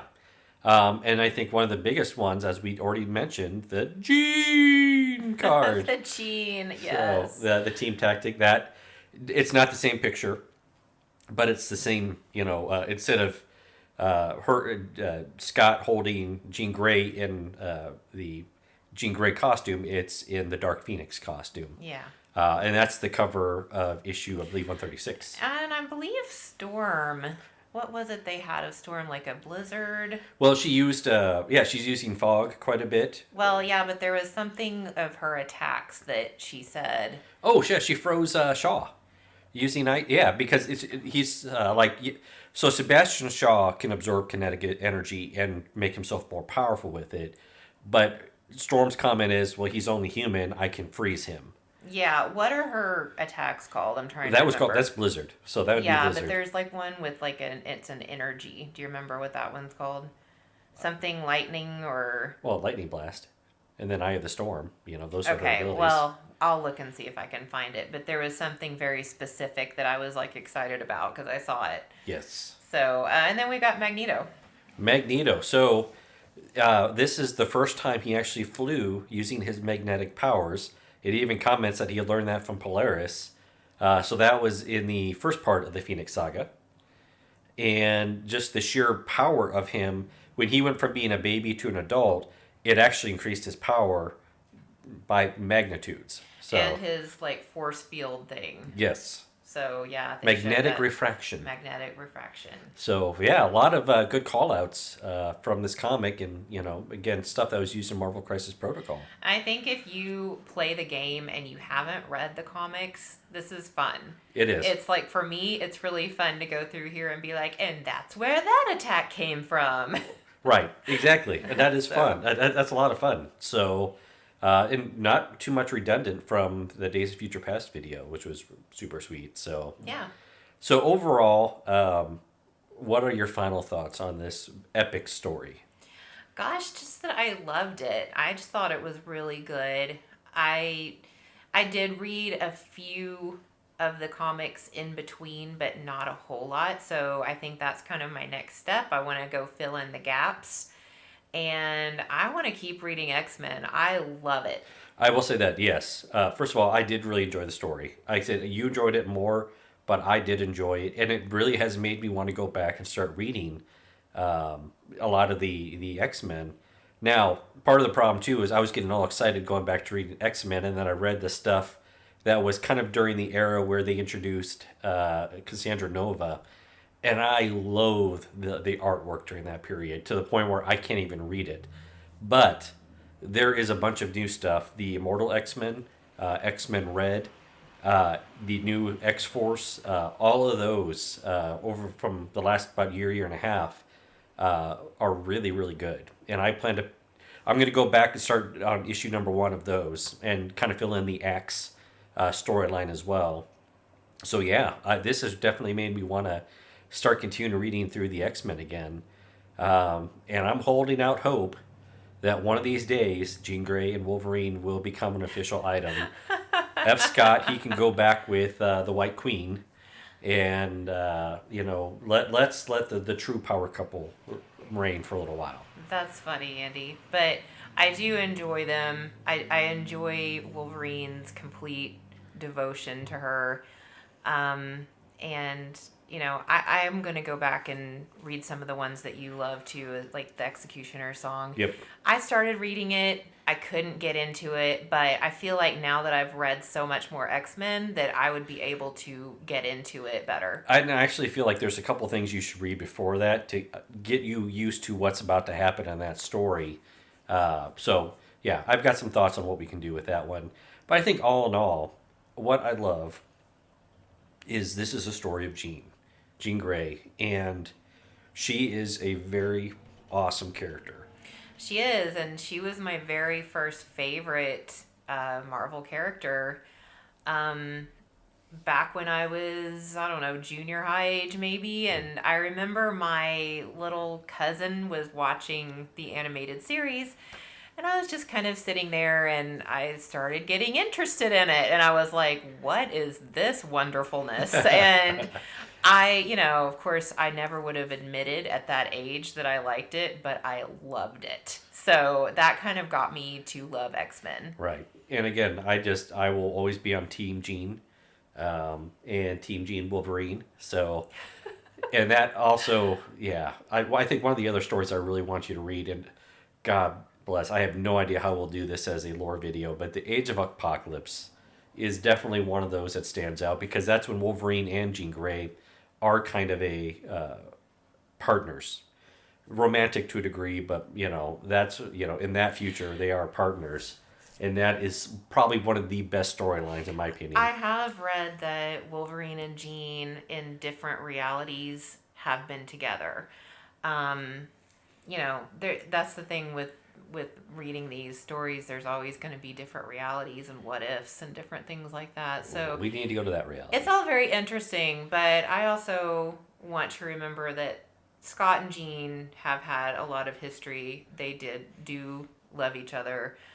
I don't want to discount that. I don't know. There's just something about Wolverine and Jean I like. Forbidden romance, maybe. I don't know. I think that's it. It's, it's like when I can remember being young and I always went for the bad boy. So you married the bad boy, Nikki. Okay, not really, but so I get it. I was a rule follower, so. Well, you grow up and you realize that's dumb to go for the bad boy. But when you're reading it, it's fine. Exactly. So, all right. Well, gosh, this took us a little while to put together. We hope you all enjoyed it. This has been a lot of fun going through it. And if you've got any suggestions for the next lore video, let us know in the comments. All right. Thank you. All right. Thank you. Bye.